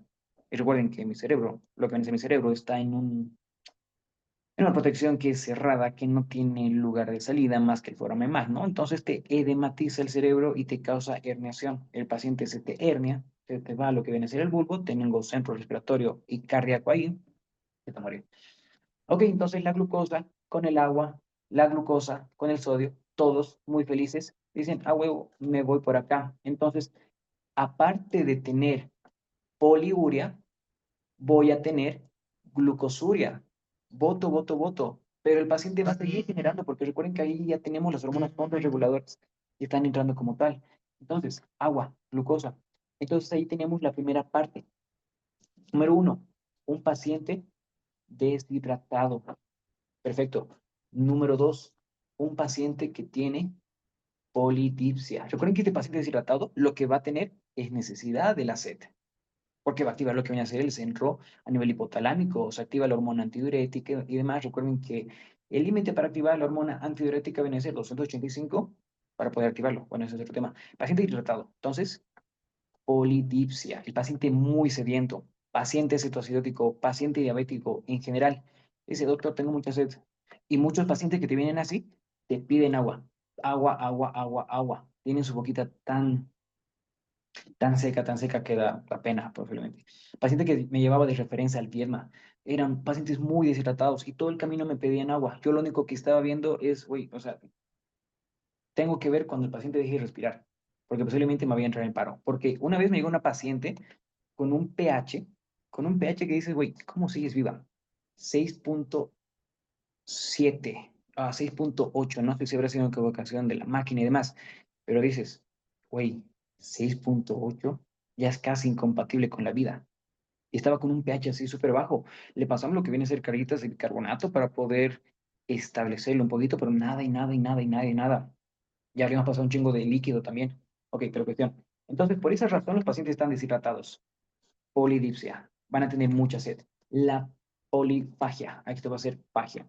Porque recuerden que acá la célula dice, ah, güey, o sea, no tengo glucosa. A mí me encanta la glucosa. Yo con la glucosa formo lo que es ATP y vivo súper feliz. Lo mando a mi mitocondria y demás. Ciclo de Krebs. Matriz mitocondrial. Y soy feliz, pero no tengo lo que viene a ser glucosa. Como no tengo lo que viene a ser glucosa, voy a comenzar a usar otras cosas que no sea glucosa. La gluconeogénesis, aminoácidos, proteínas, lípidos y demás. Y sigue, sigue, sigue, sigue demás. Entonces quiere hacer lo que es una gluconeogénesis marcada. Entonces, por eso los pacientes igual. Los pacientes con polifagia, sobre todo, van a activar a nivel hipotalámico lo que es el núcleo dorsolateral, lo que es el núcleo A4, y te dices, güey, tengo un chingo de hambre. Y te dicen también que tienen hambre. Tercero, entonces ya vimos, uno, el paciente por eso va a estar tan deshidratado. El paciente va a estar con mucha sed, con mucha hambre. No es tan común que tengan mucha hambre en un paciente cetoacidótico porque lo primordial es que te dicen sed, sed, sed, sed. Pero ya vieron por qué ocurre la deshidratación. Toda esta agua se está yendo por la orina en pocas palabras. ¿Ok? Entonces, una poliuria muy, muy marcada. ¿Ok? ¿Qué pasa? Hablemos un poco de lo que viene a ser esta gluconeogénesis. Ya vimos, ya les di un adelanto. Recuerden que esta gluconeogénesis va a comenzar a agarrar aminoácidos, proteínas, ácidos grasos, pero ¿qué? Tenemos una zonita que es el tejido adiposo. Recuerden que el tejido adiposo dice, bueno, yo tengo mucha grasita. Te puedo dar varias cositas. ¿Qué vamos a hacer? Vamos a hacer lo que es una lipólisis. La lipólisis va a terminar en dos cosas, en ácidos grasos y en lo que son gliceroles. Gliceroles. Perfecto, entonces, ¿cuál se va a ir a nivel hepático? Los ácidos grasos se van a nivel hepático. Cuando te vas a nivel hepático, ¿qué pasa? Beta oxidación. Esta beta oxidación, cuerpos cetónicos, dos principalmente, número uno y número dos, acetoacetato, beta hidroxi, butirato, butirato, aceto, acetato, beta hidroxi, butirato. Mari, ¿cuál es la diferencia? Son casi similares, pero para el diagnóstico es muy importante. Nosotros, cuando van a hacer los laboratorios y demás, normalmente van a poder ver que el acetoacetato y el beta hidroxibutirato no van a estar presentes como a niveles normales, porque el acetoacetato principalmente lo encontramos en orina y el beta hidroxibutirato a nivel sanguíneo, a nivel plasmático, en pocas palabras. Entonces, esa es la diferencia.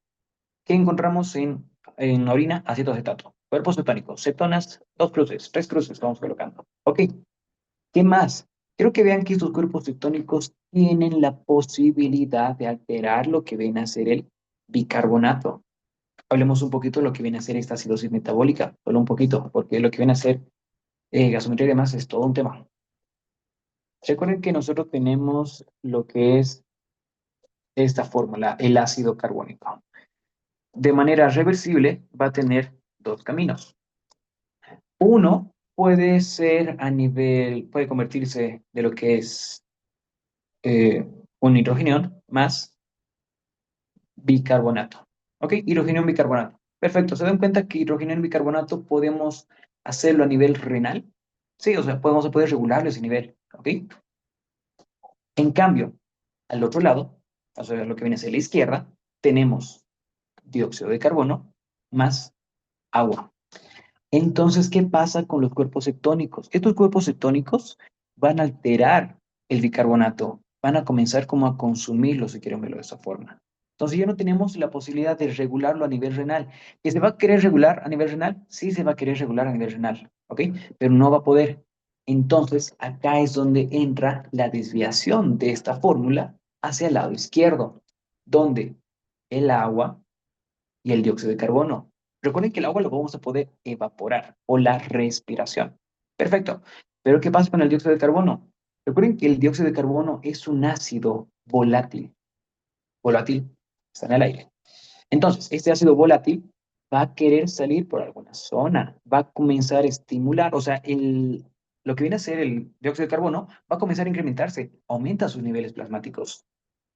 Entonces, lo que vamos a hacer es estimular tanto mis vasoreceptores, ya sea en lo que viene a ser la bifurcación carotidia, en lo que viene a ser el arco aórtico, y demás.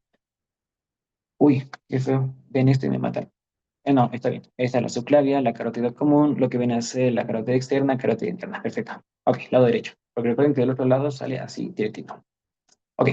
Entonces, lo que es el glomus carotidio, el arco aórtico, tienen esos quimiorreceptores que no son sensibles a oxígeno. No es como que detectan, bueno, sí detectan, pero no son tan sensibles. Son más sensibles a lo que viene a ser el dióxido de carbono por unos canales de potasio sensibles al dióxido de carbono. Van a mandar señales a nivel central. A nivel central vamos a ir a lo que viene a ser justo en mi cuarto ventrículo, lo que tengo mi centro respiratorio. Y le dice, güey, te estás llenando de dióxido de carbono. Vamos a hacer algo. Vamos a mandar una diferencia donde aumentamos la frecuencia casi digo cardíaca, la frecuencia respiratoria. Y aquí viene lo que es la respiración de Kussmaul. Esa frecuencia respiratoria que está incrementada, que es profunda y que es rápida, muy característico. Un paciente por eso va a querer compensar. Porque, ¿qué quiere hacer este paciente? ¿Qué quiere hacer mi cuerpo? Los pulmones le quieren ayudar y quieren botar este dióxido de carbono que es ácido, que quieras o no, va a venir hasta acá y se va a convertir en hidrogeniones. Se sigue convirtiendo en hidrogeniones, pero yo quiero eliminar lo que viene a ser el dióxido de carbono, así que por eso lo voy a hacer de esa forma. ¿Ok? Por eso lo que viene a ser la respiración de Kussmaul en pocas palabras.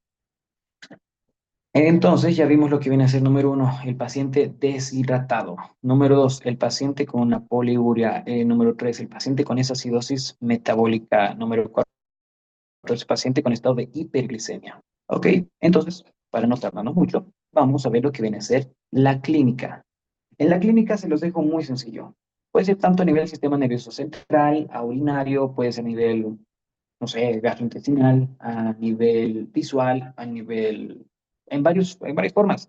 Pero a nivel sistema nervioso central, ¿cómo va a estar? El paciente va a estar casi estupuroso, con estupor. A nivel urinario, el paciente va a estar con poliuria.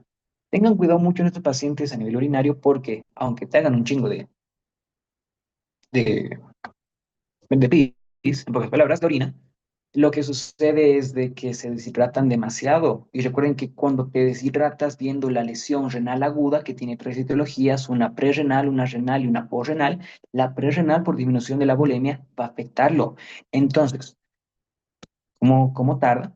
Es eso. Entonces, ¿qué más puede suceder? Urinario, poliuria en pocas palabras, a nivel de la visión. Puede tener una visión borrosa en pocas palabras por disminución del humor acuoso, va a haber menos estado de refractarios y demás. Gastrointestinal, esto es importante resaltarlo porque te puede venir con náuseas, vómitos, una estimulación peritoneal con un dolor visceral difuso, activando lo que viene a ser mi sistema simpático, lo que son las fibras C, que son amielínicas. Se dan cuenta que hasta el sistema simpático está aquí, más hormonas contrarreguladoras. Todo está yendo en contra con el paciente para que te chinguen, en pocas palabras. Ok, entonces la clínica es eso. Sé que fui muy pobre en la clínica, pero quiero que lo entiendan desde la fisiopatología, para que cuando vuelvan a ver un paciente digan, ok, por eso está pasando todo eso, por fines de examen, por fines hasta de examen de residencia, te puede venir alguna pregunta de acá. ¿Qué sucede? Mm, Al momento de ver estos pacientes, sé que antes del diagnóstico tenemos que hacerlo, pero quiero que vean cómo va a ser el manejo. Este manejo, sencillo, lo voy a hacer no resumido, pero lo necesario. El ABC de toda la vida. Tenemos que ver entonces vía aérea, respiración, circulación. El ABC nos pasamos al estado mental. ¿Ok? Vemos realmente si el paciente está somnoliento, si nos responde, si tolera vía oral y demás. Vemos precipitantes. Ahí muy importante. Que alguien vaya y pregunte a los familiares, ¿qué pasó? ¿Cuál fue el contexto? Lo que viene a ser tu papá simplemente vino acá, entonces puede tener varias cosas. ¿Con qué vino? Ah, doctor, es que vino con un dolor precordial, pero el paciente ya está estuporoso. Al güey ya se me infartó un poquito. Esa arteria ya debe estar a nada. Qué jodido. Doctor, mi papá tenía deposiciones líquidas, o tal vez era un foco gastrointestinal. Estaba con una tosecita. Al comienzo estaba sin tos, después estuvo con tos, estuvo con congestión, parece que estaba con algo respiratorio, doc, pero no le dimos nada, no se trató y demás, y simplemente lo dejamos ahí. Oye, entonces una neumonía, una NAC en pocas palabras. Entonces, ver realmente cuál fue el precipitante. Y aquí es muy importante que le pregunten, ¿tu papá tenía diabetes? No, doctor. Ah, huevo, entonces te debutó, qué jodido. O si ya tenía diabetes, pregunten las dosis de insulina. ¿Por qué? Recuerden que también la mala adherencia del tratamiento con insulina te puede dar estos estados. Entonces, si tienes mala adherencia a lo que viene a ser a la insulina, está mal, porque imagínate que el paciente tenga que meterse me voy a meter un número, unas 30 unidades internacionales de insulina. Pero no sabían administrárselo, y en vez de colocarse los 30, se colocaban 3 porque pensaban que 30 era similar. No es su culpa. Tal vez el doctor le enseñó mal o tal vez lo entendieron mal. Entonces, con 3 no vas a pegar a nada.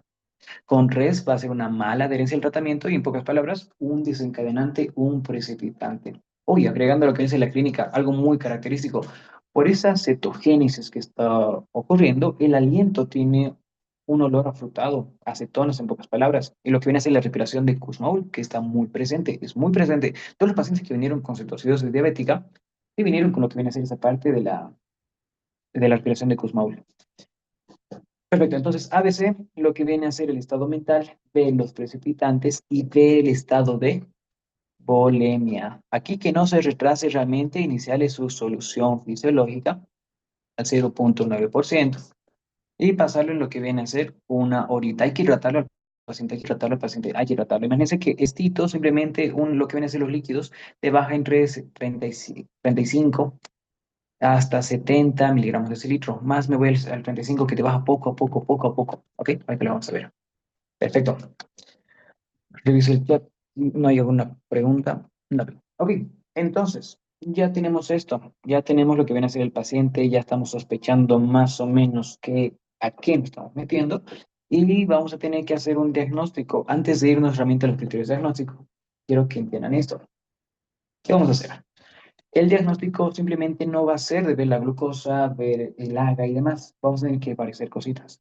Uno, le pedimos su glucosa capilar. Sí o sí tenemos que pedir glucosa capilar. Otro, le pedimos lo que viene a ser el AGA, la gasometría, ya sea arterial o ya sea venosa. Número tres, tenemos que ver los electrolitos. Recuerden que acá podemos tener alteraciones del sodio, alteraciones del potasio. El sodio te va a dar lo que es una pseudo hiponatremia, no principalmente una hiponatremia como tal. Esta es una pseudohiponatremia más que todo dilucional, ¿ok? Porque recuerden que la glucosa se queda con el agua va a comenzar como a disolver el sodio. Imagínense que es sal. Entonces, tú le colocas salsita, lo que viene a ser un vaso, y lo diluyes y se desaparece. Casi similar pasa. El potasio. Aquí muy importante, el potasio puede llegar a consumirse en pocas palabras, o puede estar en dos casos, en una hipercalemia o en una hipocalemia. Entonces ya vieron de que antes de que le iniciemos la terapia con insulinas, hay que ver los niveles de potasio. Si tus niveles de potasio están menos de 3,3, bueno, o de 3, el número que manejen, no le inicies insulina, repon lo que es potasio. Pero si ya está 5, o hasta 6, o hasta 7, bueno, 6 7 ya dices, oh, güey, no, lo voy a dejar ahí solito y le meto lo que es gluconato de calcio. Recuerden que el gluconato de calcio no es no te baja el potasio. Lo que hace el gluconato de calcio te estabiliza la membrana celular, porque recuerden que el potasio cuando está en exceso va a alterar el potencial de membrana en reposo. De lo que era tan negativo va a ser menos negativo, entonces va a ser muy difícil poder iniciar nuevamente otro estímulo. Sobre todo va a ser alteraciones a nivel cardíaco. Estos pacientes te van a venir con lo que viene a ser una fibrilación ventricular, de la fibrilación ventricular te van a pasar a una torsada de Points, de la torsada de Points pasa una sistolia, un ritmo que no se desfibrila, directamente no, una adrenalina, mejor dicho. Ok, entonces, muy importante, alteraciones del sodio, lo que viene a ser alteraciones del potasio, aprovechando lo que viene a ser aquí el sodio. Recuerden que el sodio tiene tantos estilos que te hace un chingo de cosas, tiene tantas funciones, bomba de potasio TPasa, muy fundamental. Recuerden que la bomba de potasio TPasa, uno te mantiene la PAM, te mantiene lo que viene a ser la bomba de potasio TPasa, te mantiene un estado en equilibrio, en pocas palabras. Entonces, por eso es tan importante que esté en rangos normales. Pero acá, ¿qué sucede? Es una pseudo hiponatremia, entonces hay que hacer una corrección del sodio. Imagínense que el paciente te viene con 500 miligramos de cilitro de, de glucosa. Y el sodio te vino más o menos con unos 110. Oye, por cada 100 de glucosa fuera de lo normal vamos a tomarlo hasta 100, o sea, hasta 100 lo normal. Por cada 100 de glucosa que esté encima de lo normal, o sea, por cada 100, en pocas palabras, te damos 100. Aquí tenemos 5 más de lo normal, 5 veces más de lo normal. Le puedes sumar de 2 a 2,4, el que se le sea más cómodo. Los dos están emitidos. Pero el paciente te vino con un potasio, mentira, con un sodio de 110. Ok, entonces 2, 5, 10. A este lo vamos a subir que realmente está con 120. Ah, ya, ni está tan bajito, ni estaba tan bajito, porque 110 ya es muy jodido. Porque recuerden que el sodio te afecta el sensodio, o sea, el sensorio. El paciente te entra en coma, en pocas palabras. Y acá no, tiene que pasarle siempre tu solución biológica. Vas a tener que meterle lo que viene a ser una solución hipertónica, al 3%, unas pequeñas ampollitas. Tiriti. ¿Me hablaron? Hoy. Ok. Entonces, de esa forma.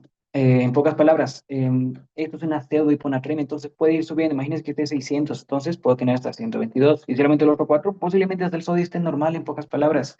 No hay ningún problema. Entonces acá ver la pseudo hiponatremia, que realmente es pseudo.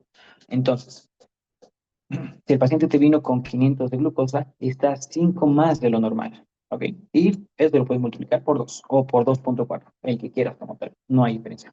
Bueno, un poquito de diferencia, pero pues todo es lo de menos que vamos a manejar acá. El otro, el potasio, ya saben, sobre todo los pacientes te vienen con lo que viene a ser hipocalemia, ¿ok? ¿Qué más? Ya que sacaste ciertas cositas, también con el AGA y demás vas a poder ver los niveles de bicarbonato. Recuerden que bicarbonato arriba de 18, somos felices. Acá también vale la pena ver que tenemos que sacar el anion gap. Recuerden que el anion gap junto con el beta hidroxibutirato de los cuerpos cetónicos son parte de mis criterios de resolución de la cetoacidosis diabética. Si el bicarbonato está, bueno, el anion gap está menos de 12, ok, entonces vamos bien en pocas palabras, ok. Creo que vean que este anion gap es una fórmula que, bueno, creo que lo vimos en fisio, lo vimos en cirugía y demás. Simplemente viene a ser el sodio sérico. A este sodio sérico le vas a restar lo que viene a ser la suma de cloro más bicarbonato. ¿Ok? En pocas palabras, imagínense que su sodio le salió 135, bueno, su cloro va a estar 110. Y su bicarbonato va a estar, va a estar 10. Vamos a bajarle un poquito. Entonces, 135 de lo que viene a ser 110 menos 100. Aquí sí tenemos un anion gap elevado. Entonces, en pocas palabras, aquí contracoloqué. Bueno, 120 sería, ¿no? Ok, entonces aquí si tenemos un anion gap elevado, entonces se dan cuenta que va a salir demasiado, demasiado. Entonces es muy importante que veamos el anion gap. Esta es la fórmula, lo que viene a ser sodio sérico, de lo que viene a ser menos el cloro, más el bicarbonato. Ok, entonces el anion gap va a ser muy, muy importante para poder ver lo que viene a ser la parte del diagnóstico. Ahora sí, a los criterios diagnósticos. En esta parte de criterios diagnósticos hay varias literaturas donde te mencionan de leve, moderado, severo. Otra de Inglaterra, de Europa, te menciona simplemente uno para todos, para ser más felices. Pero acá, en el diagnóstico, no solo te menciona esto. El diagnóstico te va diciendo, te vas a basar en lo que viene a ser un paciente con cetoacidosis leve, moderada o severo. Pueden decirlo severo, pueden decirlo grave. No hay lío como tal. Son traducciones del inglés al español. Ok. Ok, en lo que viene a ser el diagnóstico, entonces, número uno, lo que viene a ser la glucosa leve en cualquiera arriba de 250. Para esa, para esa revista de Inglaterra que revisé, te dice arriba de 200. Ya puede ser el diagnóstico como tal. Pero por fines de examen y demás, que siempre todos manejamos este número, arriba de 250 como tal. Aquí ya diferencia lo que viene a ser la parte del bicarbonato. Entonces, el bicarbonato se considera que está bajo cuando está menos de 18. De 18 hasta 15 lo consideramos leve. De 15 hasta 10 lo consideramos moderado. Y valga la redundancia, si está menos de 10, resale éxito porque ese paciente está muy, muy ácido. ¿Ok? Lo que viene a ser las cetonas. Obviamente las cetonas tienen que estar presentes. Presente, presente, presente. En nuestro medio, el beta hidroxibutirato no va a estar tan presente. Entonces, eh, buscarlo, pedirlo, es caro. No sé si hay muchos laboratorios que hacen ese examen. Cetonas en orina. Ya vieron, acetato va a estar muy presente. Entonces, cetonas presente, muy importante para el diagnóstico, muy fundamental para el diagnóstico. No hay cetonas, oye, estado hiperglicémico y hiperosmolar simplemente. Lo que es el anion gap. El anion gap va a ser muy fundamental. Lo ideal va a ser leve con esta más de 10, ¿ok? Bueno, este tiene un rango de 10 a 12, en pocas palabras. Un rango de 10 a 12. Ya lo consideramos que es moderado o severo cuando está más de 12. Mientras más anion gap tenga, es peor. Es muy importante que ese anion gap, para poder tener criterios de resolución, es que esté bajo, que esté menos de 10. ¿Ok? Es como un criterio que nos dan en pocas palabras. Y lo que viene a ser la parte del estado de conciencia. Cualquier paciente, o sea, si el paciente está alerta, bueno, es leve en pocas palabras. El paciente ya está un poco somnoliento, ya lo ves como deterioro de la conciencia. Recuerden que aquí igual pueden sacar el Glasgow. Glasgow, todo paciente que memorice sí o sí, todo paciente que te ingresa, sí o sí le tiene que meter Glasgow, porque cuando vayas a prestar un paciente, Glasgow, no importa que no haya tenido un TEC. Medio somnoliento, ok. El paciente sí está en coma, ya realmente es acá. Entonces, alerta, somnoliento, en coma, para poder clasificarlo en leve, moderado y severo. ¿Pueden verlo así? Pueden verlo así. ¿Hay otra forma de hacerlo? Hay otra forma de hacerlo, ¿ok? Entonces, el manejo. Sí, sí, sí. El manejo lo vamos a tener en tres pilares. Número uno, número dos y número tres. Espero me alcance. Ok, todo paciente que te ingresa con el diagnóstico de cetosis diabética, vamos a pasar con lo que viene a ser los fluidos. Entonces, sí o sí lo que viene a ser una vía periférica. Dos, si tenemos que pasarle un chingo de agua. Normalmente quemados si lo hacemos dos, pero aquí, unita, te llega, te llega, te llega. Lo recomendado, solución fisiológica al 0,9%. Posiblemente alguien debió ver algún doctor o algún conocido de que realmente no te pasan lo que viene a ser la solución fisiológica como tal, sino te pueden colocar lo que viene a ser el Ringer lactato. No hay mucha evidencia de que sea mejor, pero sé que el lactato, conocido a nivel hepático, va a convertirse en piruvato, piruvato y demás cosas, y va a convertirse en bicarbonato. Entonces dices, güey, o sea, puedo reponerlo y puedo estar metiéndole un poco de bicarbonito porque el lactato se ve a nivel hepático y se convierte en bicarbonato, en pocas palabras. O sea, la acidosis la vamos a querer como remediar, en pocas palabras. Pero no, o sea, no es necesario. Es lo que tengas. No, tampoco lo que tengas. 0,9%, perfecto como tal, ¿ok? Entonces, obviamente aquí vamos a tener que ver un paciente si está hipovolémico, si está eupolémico o si está en un estado un poquito sobrecargado. Recuerden que los pacientes que tienen sobrecarga de volumen con edemas y demás, enfermedad renal crónica y lo que es una insuficiencia cardíaca, para fines didácticos y un poco más sencillo de entenderlo, una solución fisiológica al 0,9%, más o menos le vamos a pasar a unos 15 a 20 a unos 15, 20 ml kilogramo hora. Entonces, tenemos que acabarlo en pocas palabras. En pocas palabras, le vamos a llegar a pasar como unos 500 hasta unos 1000 ml por hora, la primera horita. Y ahí ya tenemos que tomar, normalmente, bueno, le voy a señalar en el grupo donde está ese archivo, es justo guía para el manejo de una cetosis diabética. Y te va colocando por horas de cómo tienes que hacer, lo que tienes que hacer, lo que no tienes que hacer, qué tienes que pedir. A la hora yo espero que más o menos que simplemente con el líquido la glucosa me haya disminuido entre 35 hasta 70 miligramos de cilitro. Y miras, Pari, ¿por qué lo que viene a ser la glucosa disminuye? O sea, tiene un efecto hipoglicemiante lo que viene a ser la solución como tal, no, pero acá lo que mejora es la reperfusión renal. Tengo mayor volumen que está yendo a ese nivel, entonces la glucosa va a poder realmente un poquito reabsorberse, si quieren verlo así. Bueno, no reabsorberse, va a poder como estabilizarse en pocas palabras. ¿Qué más puede hacer esta solución? Te da mayor sensibilidad a la insulina, ¿ok? Va a poder evitar que las hormonas controladores sigan activando, va a mejorar la osmolaridad, va a mejorar la vasoconstricción. Recuerden que en este paciente deshidratado te va a hacer vasoconstricción periférica, hasta esplácnica. Ese dolor puede venir de ese origen, en pocas palabras, por irritación peritoneal. Pero te mejora hasta la vasoconstricción, porque recuerden que mi solución fisiológica de lo que viene a ser para mejorar mi PAM, el PAM esperado en estos pacientes tiene que ser arriba del 60, de 65 milímetros de mercurio.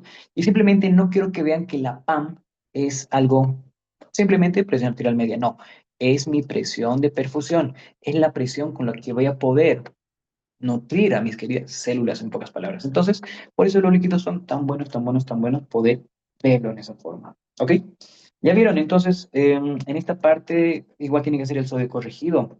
No creo que vaya a pasar de que posiblemente el paciente esté con hiponatremias, porque el manejo de hiponatremias ya es diferente. El manejo de hiponatremias tienes que ver un paciente con hiponatremia aguda o hiponatremia crónica, ya sea el rango de 48 horas para poder corregirlo. Un paciente con hiponatremia aguda y crónica, lo único que se diferencia es el tiempo, 48 horas, y la etiología, obviamente. Pero en este caso, agudo, ya que es agudo, haces ahora, le corriges todo el sodio que puedas. El crónico, empieza con C, es con calma, ¿ok? Lo tienes que reponer hasta en 48 horitas. Acá, el primer día no pasas de 10 equivalentes. El segundo día no pasas más de 8 equivalentes. En pocas palabras, en 2 días no pasas más de 18 equivalentes. ¿Por qué? Aquí puedes decir lo que viene a ser una desmielinación pontina o hasta extrapontina. Y es muy jodido. Imagínense que tú le metes un chingo de sodio. El sodio es osmolar. Al sodio le encantan las células. Al sodio le encanta la mielina. Va hacia la mielina. Cuando va hacia la mielina, le mete un chingo de agua. Cuando le metes un chingo de agua, haces una anoiquis. Recuerden que la anoiquis puede ser una apoptosis. Entonces, desatas lo que viene a ser la mielina, desmielinizas lo que viene a ser toda esa parte, y listo. Si el paciente te hizo una desmielinación pontina tremenda, cositas que puede pasar, diplopía, disfagia, alteración de pares craneales y demás.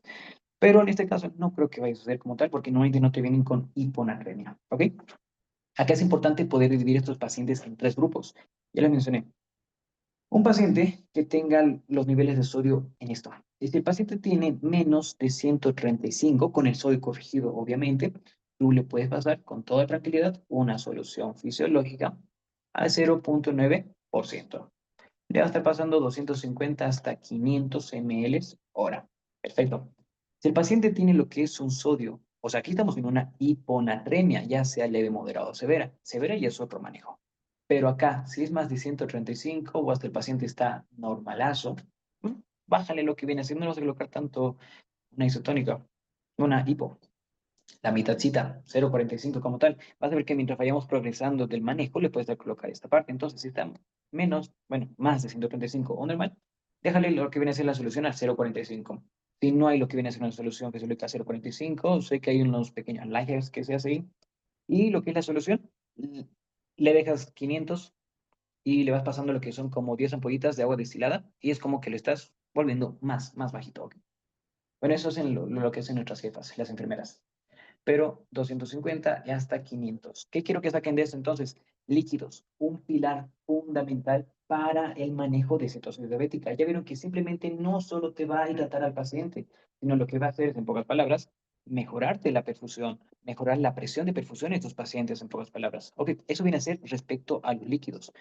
Y miras, Bari, no vamos a sacar lo que viene a ser fórmulas de eficiencia, déficit de sodio y demás. Bueno, estamos en emergencias. A menos que tengamos una mente súper rápida, súper así, mega así, lo hacemos. Tal vez para los que tengan el COE y demás, sí van a hacer esa parte, porque tienen que saber de dónde sale esto. Pero en emergencias, pásale tu solución fisiológica 0,9% para una hora. Y pues a la hora vuelves a controlar glucosa como está. Cada hora tienes que controlar glucosa, glucosa, glucosa, glucosa, ¿ok? Y ir cambiando. Podemos cambiarle de lo que estaba acá. Posiblemente su sodio estaba bajo. Y a la hora ya me viene con esto, con mayor de 135, no le voy a seguir metiendo lo que es cloruro de sodio. Le voy a meter un poquito más bajito, entonces a 0,45 le puedo cambiar. Le puedo cambiar a lo que viene a ser 500 ml y seguir modificando, modificando, modificando. Ahora, esto viene a ser respecto a la solución fisiológica. En cambio, lo que viene a ser el potasio, que es el otro pilar, va a ser un manejo intravenoso. Acá seguramente les enseñaron lo que viene a ser sacar el déficit de potasio y demás, cuánto colocarle y cuánto hacer la infusión y demás. Recuerden que de potasio es, vamos a colocarlo en tres aspectos para que sea un poco más sencillo. El potasio va a ir acompañado de darle o no lo que viene a ser la insulina. ¿Ok? Porque recuerden que la insulina va a disminuir los niveles de potasio, en pocas palabras. Lo que hace la insulina, de manera simple, cuando ingresa a nivel celular, ya vieron, hace fosforilaciones, enzimas y demás, pero no simplemente te hace eso. Quiero que vean que mientras se va fosforilando, te activa distintas cosas, solo como un pequeño dato. Entonces, la insulina te ingresa, ya vieron, su unidad alfa, su unidad beta.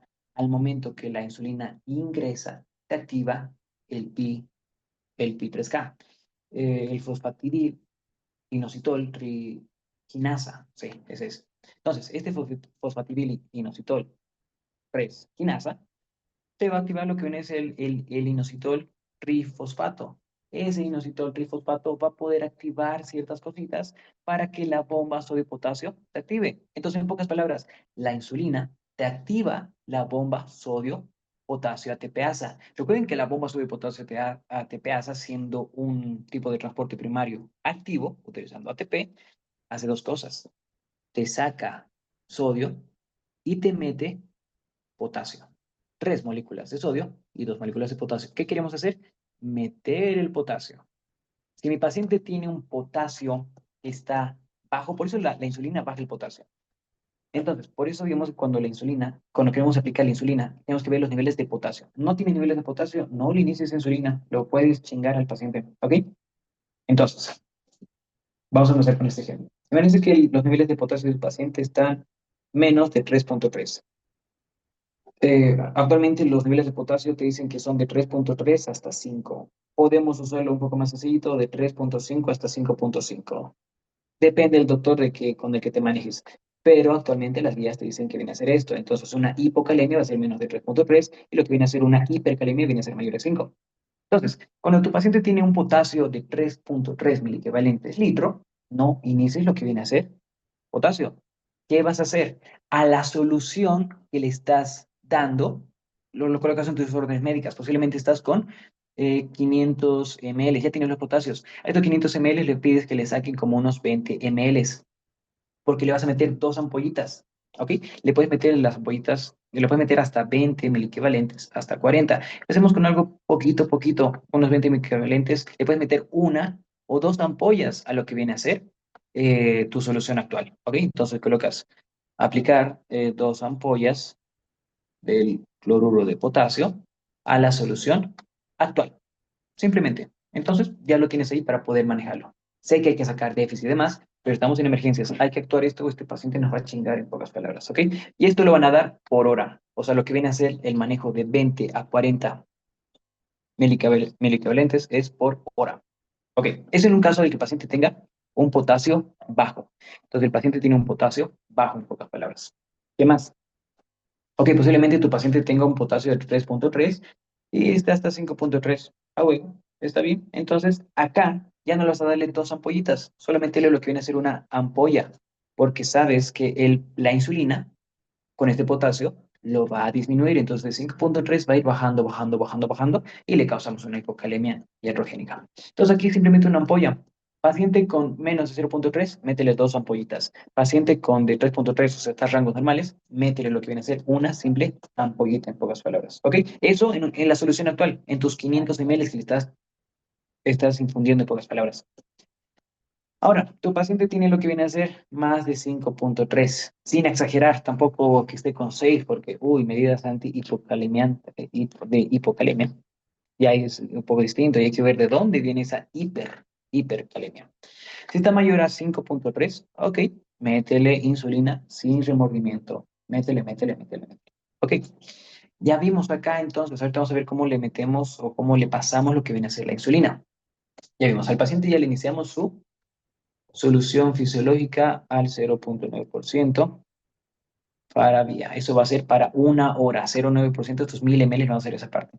O si le metes de 500, no hay lío como tal.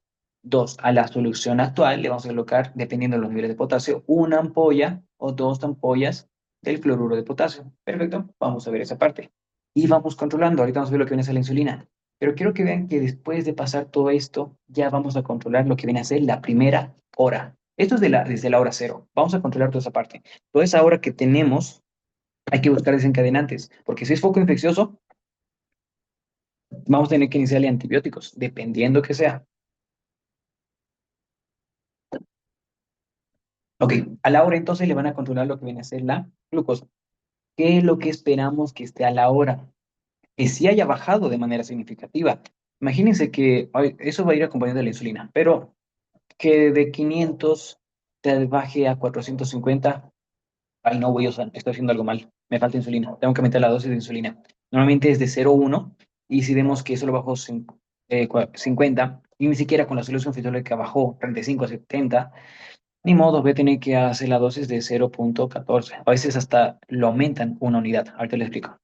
Pero a la hora, lo que esperamos, lo que no esperamos, o bueno, también lo que esperamos. Si a la hora ya le sale su glucosa capilar menos de 200 miligramos de cilitro, y dices, ah, güey, ya solucioné lo que viene a ser el estado de mi paciente. Ya, pues entonces, ya está, ya está. No, recuerden que no es manejar la hiperglicemia, es manejar la cetosis. Entonces, acá le vamos a agregar otra solución. Le vamos a dar dextrosa al 5%, le pueden meter de 500 una bolsita chiquitita y esto le pueden adicionar lo que viene a ser, o sea, al 0.45, su solución. Ya le cambian de solución. De lo que estaba con esto, ya se solucionó lo que viene a ser el sodio, posiblemente ni tenía trastorno del sodio, y le agregas lo que viene a ser tu dextrosita con lo que viene a ser tu solución al 0.45 en pocas palabras. Y la misma, o sea, el otro era de 250 hasta 500. Acá tenemos lo que viene a ser 150 hasta 250 ml, pero le estamos metiendo lo que viene a ser dextrosa a huevo. Entonces, qué queremos mantener? Mantener los niveles plasmáticos de glucosa. Más o menos, ¿entre qué rango? Entre 140 hasta 200. Es lo que queremos mantener en un paciente con cetocidosis diabética. ¿Ok? Estado hiperglicémico escolar va a ser un rango más alto, porque recuerden que el diagnóstico va a ser a partir de arriba de 600. Es un estado caótico también. Ok, entonces ya vieron, tenemos esa parte, tenemos el otro, solo para recordarles, recuerden, fluidos, lo que viene a ser la parte de potasio. El potasio muy, muy fundamental. Recuerden que el potasio es muy fundamental porque ya saben, ya esté muy bajo o esté muy elevado, te altera un chingo de cosas. Ya vieron, si está muy elevado, alteraciones de lo que viene a ser trastornos de repolarización. ¿Ok? Tiene un trastorno infeccioso, es muy complejo porque el EKG igual va a salir muy alterado. Imagínense, bueno, ayer veía de que la sepsis te cambia, te hace trastornos en el electrocardiograma y pareciese que fuera un infarto, pero no sin infarto, te da un patrón de infarto, supra, infra, taquis, bueno, no como infarto, pero igual, o sea, te hace trastornos porque te ocasiona canalopatías con el sodio, potasio, hasta con el calcio. O sea, hasta te aumenta el QT. Y en los pacientes tienen que hacer QT corregido y demás. O sea, dije, oye, o sea, no mames, pinche sepsis que te causa. O sea, piensas que es un infarto, pierdes tiempo realmente porque le vas a hacer la angiografía y demás. O sea, es todo el mundo realmente ver estos pacientes porque es como varias cositas. Ok, ya casi culminando. Las insulinas. Ya vimos. Ultra rápidas, rápidas, intermedias y lo que viene a ser las lentas y las ultra lentas. Y la que vimos que dura hasta 2 semanas. Si alguien pudo buscarlo, por favor, colóquenlo en el chat, porque si no, no voy a poder dormir en la noche y mi TDA me va a invadir. Ok, entonces, en insulinas, ya vimos, en esta parte de insulinas lo manejamos de dos formas, lo manejamos en bolo y lo manejamos en infusión continua. ¿De qué manera? Ya vimos, el bolo va a ser el inicio fundamental, toda la dosis de una. En cambio, la infusión lo vamos a ir manejando por hora. ¿Ok? Entonces, me explico. Quiero que vean que las guías te dicen, güey, la insulina tú le vas a dar de manera, bueno, le vas a dar lo que viene a ser de manera intravenosa. Sé que algunos lo aplican de manera subcutánea. Te puede dar efectos, sí, pero depende del estado de la volemia del paciente, porque recuerden que hacemos vasoconstricción periférica y no digamos que mi tejido adiposo es muy irrigado, que digamos. Entonces, ¿me va a pegar o no me va a pegar? Prefiero meterle en infusión en pocas palabras. En infusión continua, intravenoso en pocas palabras, pero igual se puede dar subcutáneo, ¿ok? Entonces, la dosis, recuerden que vamos a usar la regular. La dosis, súper sencillita, 0,1 unidades kilogramo, peso, en pocas palabras, o dosis en pocas palabras. Entonces, si el paciente te pesa lo que son 70 kilogramos por 0,1, 7 unidades internacionales. ¿De qué forma? Entonces, esto es lo que tú le vas a dar. Le vas a dar en bolo, o sea, esto le colocas stat, si quieres subcutáneo, o que le pasen en bolo así directo, lo que viene a ser intravenoso, que le pasen esas 7 unidades directo, que le pasen esas 7 unidades. Después, tú le haces el mantenimiento. Ese mantenimiento lo vas a hacer con 7 unidades internacionales cada hora. O sea, esto lo vamos a hacer por hora. Entonces, las órdenes médicas serían 1, 7 unidades, bueno, sería pasar, ¿no? Pasar 7 unidades internacionales en bolo de insulina regular, en bolo. Y continuar a 7 unidades para infusión continua. En pocas palabras, le metemos de manera de infusión continua. ¿Cuál es el objetivo de poder hacer esto? Bajar de 50 a 70 miligramos de cilitro por hora.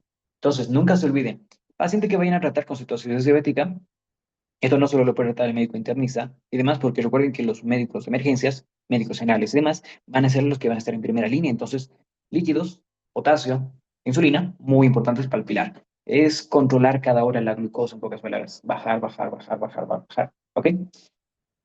Acá, entonces ya bajamos lo que viene a ser la insulina. Y aquí ya podemos estar viendo, porque es la primera hora, segunda hora, ya le hemos metido su rosita a la primera hora, a la segunda ya lo hemos quitado, porque vemos, güey, o sea, ya está un poco más bajito. Ok, acá ya vienen los criterios de resolución. Entonces, quiero que vean que esos criterios de resolución, varias guías te dicen glicemia menos de 200, bicarbonato más de 18, lo que es el pH arriba de 7,3, lo que viene a ser el anion gap, que esté más o menos menos de 2 en pocas palabras, se los anoto. Entonces, número uno, como criterio de resolución para una cetoacidosis diabética, eso va a ser muy importante, porque después de esta cetoacidosis, no le paramos, eh, no dejamos la insulina de un lado, sino ya lo pasamos a otro esquema, a un basal bolus. Basal bolus, en pocas palabras, porque va a estar internado. Posiblemente ese paciente tenga un foco infeccioso y demás. Ok, cuestión, primer criterio para resolución, la glucosa menor a 200 miligramos de cilitro. Lo bajamos fácilmente. Le metemos insulinas y lo bajamos. Acá lo demás. Recuerden que si el paciente te está haciendo lo que viene a hacer esta parte, un poquito antes de que me pasen, de la insulina le puedes dar esa dosis 0.1, ¿sí? 0.1. Eso para pasarlo en bolo y en infusión continua. Si el paciente con 0.1 no te está dando esos rangos de glucosa que quisieras de 140 a 200 y sigue elevado, esto le puedes aumentar hasta 0.14 unidades. ¿Ok?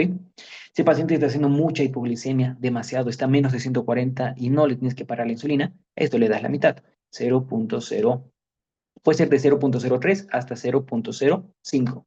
¿Ok? Entonces, en estos casos de cuando el paciente te está haciendo mucha hiperglicemia, esto aquí, normal, o sea, es lo que esperamos que realmente baje. Pero si el paciente te hace lo que son ya hipoglicemias, bájale lo que es la dosis de insulina, 0.3, 0.5. ¿Ok? Primero, glucosa, menos de 200. Perfecto, y tengo que mantener los 140 a 200. Es lo que espero mantenerlo en ese pacientito. Otro, bicarbonato mayor o igual a lo que viene a ser 18. Otro, el más importante, el anion gap. Arriba, mentira, no, arriba de 12 no. Menos de 12. Okay. Esperamos que esté menos de 12. El pH, arriba de 7.3. Y miras, ahí, pero lo que viene a ser el bicarbonato, a mí me enseñaron que igual que darle al paciente, o sea, hay que darle lo que viene a ser el bicarbonato. ¿Te da el bicarbonato? ¿No se da el bicarbonato? ¿En qué momento se da el bicarbonato? ¿En qué momento no le das bicarbonato como tal?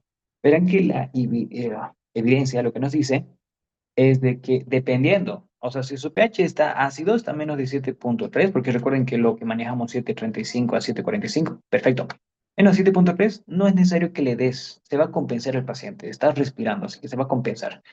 Ya le das lo que viene a ser bicarbonato cuando el pH está menos de 6.9. Por eso a la pacientita ya le pasamos lo que dice el carbonato, pero vi que también otros médicos ya con menos de 7.3 ya le van pasando son pollitas de bicarbonato. Pero necesario no. ¿Cuál es el más fundamental? Lo que se utiliza en el extranjero. El anion gap que esté menos de 12 y el beta hidroxibutirato, ¿ok? Que ese haya disminuido sus niveles. Porque lo que queremos resolucionar es la cetoacidosis. O sea, por eso, acidosis, es lo que viene a ser la parte cetónica. Ok, ¿qué más tenemos que continuar acá? Acá ya viene el esquema del paciente cuando ya tienes resolución, ya está un paciente consciente y el paciente está con vía oral. Esta fue una pregunta que me hicieron. Vari, ¿cuándo cambias el esquema de insulina en un paciente con citosis diabética a basal bolus? Yo dije, ¿cuándo? O sea, ay, no era lo mismo. Ok, entonces si les preguntan, ¿cuándo cambiamos a basal bolos? Porque recuerden que tenemos distintos tipos de manejos de insulinas en hospital, basal plus, simplemente uno basal y demás.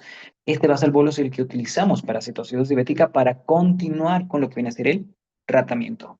Este basal bolos lo pasamos en tres, no en tres casos, cuando el paciente está en tres. Ya tuvimos los criterios de resolución de la cetoacidosis diabética. ¿Sí? Ya tenemos. El paciente tolera vía oral, porque no lo va a dejar sin comer al paciente. Número tres, paciente está netamente consciente, ubicado en las tres esferas. Recuerda todo, ¿ok? Consciente en pocas palabras. Perfecto. Entonces acá le pasamos a basal bolos. ¿Qué significa basal bolos? Le metemos una que te dura 12 horas, 12 horas, y una que te actúa rápida, las panreales. Una basal y una panreal en pocas palabras. La dosis. La dosis, en lo que viene a ser acá, depende mucho. Si el paciente ya tenía una dosis estándar, le continúas la dosis estándar. Te dice, ah, mi papá usaba tal dosis. Perfecto. No, no vi que fue mala adherencia al tratamiento, porque veo que realmente si lo manejan bien, no le aumento la dosis. Pero si fue por mala adherencia, posiblemente te digan, sí, pero es que mi papá no teníamos dinero para lo que viene a hacer comprar la insulina y demás. Es una mala adherencia. Entonces, al día, en lo que viene a ser una mala adherencia, lo hacemos de esta forma, una dosis un poquito más amplia, de 0,5 hasta 0.8. ¿Ok? Esto recuerden que es al día de las unidades internacionales de insulina. ¿Ok? Imagínense que mi paciente pesa más o menos 80 kilos. Esto lo vamos a hacer por 0,5. Nos sale 40, la mitad. Estas 40 unidades la vamos a dividir en dos partes. Una, dos. Por eso es basal, bolos. Le vamos a tener que dar la basal 20 unidades internacionales y vamos a tener que darle los bolos, los otros 20 unidades internacionales. Vale decir que los bolos son las panreales, entonces le damos desayuno, almuerzo, cena. 7 unidades internacionales, 7 unidades internacionales, 7 unidades internacionales antes de la comida. Y la basal lo dividimos lo que viene a ser en lo que viene a ser tanto en la mañana como en la noche para poder. Lo distribuimos en lo que viene a ser en la mañana y en lo que viene a ser la noche para poder esas 20 unidades. En lo que viene a ser la basal, como en pocas palabras. Recuerden que acá es muy fundamental de que sí o sí encuentren el foco desencadenante. Eso sería lo que viene a ser el manejo de una cetosis diabética. Antes de que termine, les explico un poco de las imágenes que les mandé, porque a veces las hago y me dicen, güey, no, no sé por dónde empezar, no sé qué colocaste. Es mi TDA que me desordena todo en mi cabeza. Vamos a primero esta de cetosis diabética. Venga. Espero que se peguen. Ahorita les muestro, esperan un cachito. Para, pa, pa, pam. Turururu. Oye,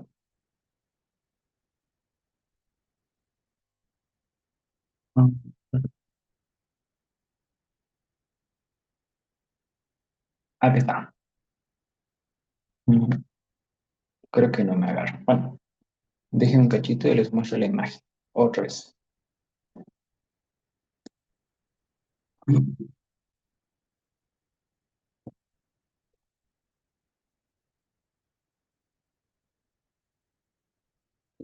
Ahorita van a ver la pantalla.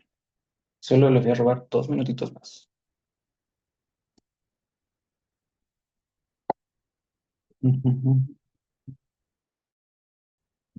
Ok.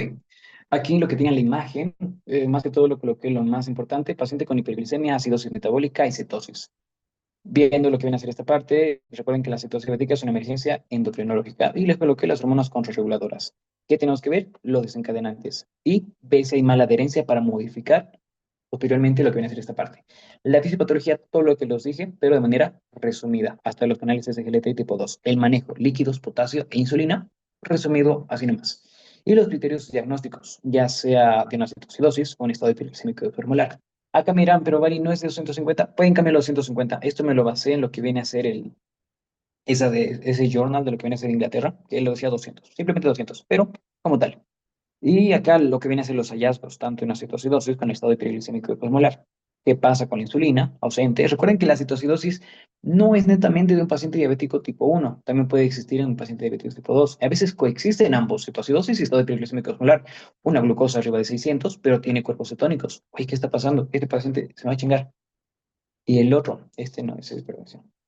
Esto es lo que viene a ser diabetes. Intenté colocárselo un poco más sencillo.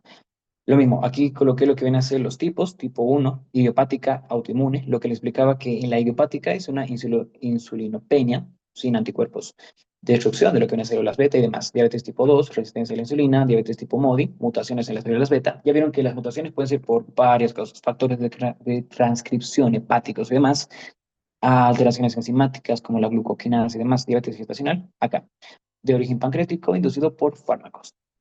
Diferencias entre tipo 1 y tipo 2. Un ejemplo, lo que viene a ser la parte de péptido C. En el tipo 1, disminuido o ausente. Diabetes tipo 2, en los primeros estadios va a estar aumentado y después va a estar disminuido. Recuerden que justo cuando la insulina se está creando de una preproinsulina a una proinsulina a una insulina, se libera con el péptido C. Por eso tenemos que ver los niveles realmente de insulina con el péptido C. Porque aunque la insulina tiene un tiempo de vida media relativamente no tan corto, pero no va a estar tan presente. Entonces lo que sí vemos es qué tanta insulina se liberó junto con el péptido C. ¿Ok?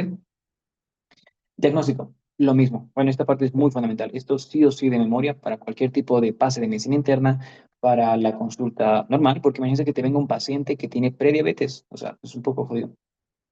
Y demás, y las complicaciones microvasculares, macrovasculares y demás. Y acá también tienen lo que viene a ser de insulinas. Toda esta parte, como un pequeño resumencito. Ok, entonces las insulinas, ya saben, panreales, basales. Panreales, pan, o sea, en las comidas. Basales tienen larga duración. Y las diferencias, y acá más que todo lo que coloqué los criterios para darle insulina. Paciente con diabetes mellitus tipo 1 de ley va a llevar insulina. Con tipo 2 solo si la glucosa, o sea, es persistente, arriba de 300 miligramos de decilitros, una hemoglobina glicada arriba de 10. Recuerden que el control en pacientes diabéticos tenemos que tener una hemoglobina glicada menor a 7, es lo esperado en pocas palabras, o hasta 7,5 para ser permisibles.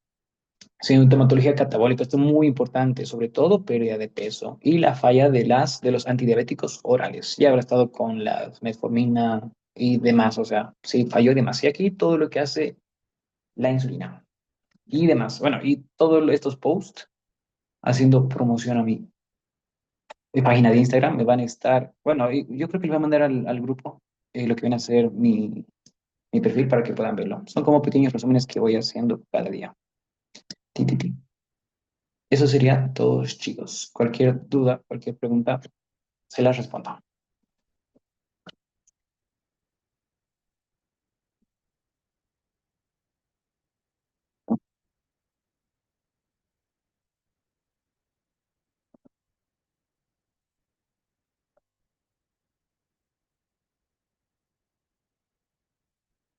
Creo que hay un mensaje. Uy, bueno, muchas gracias. Espero que les haya servido mucho. Entonces, si no hay ninguna pregunta, yo creo que termina la clase. Hasta en otra ocasión.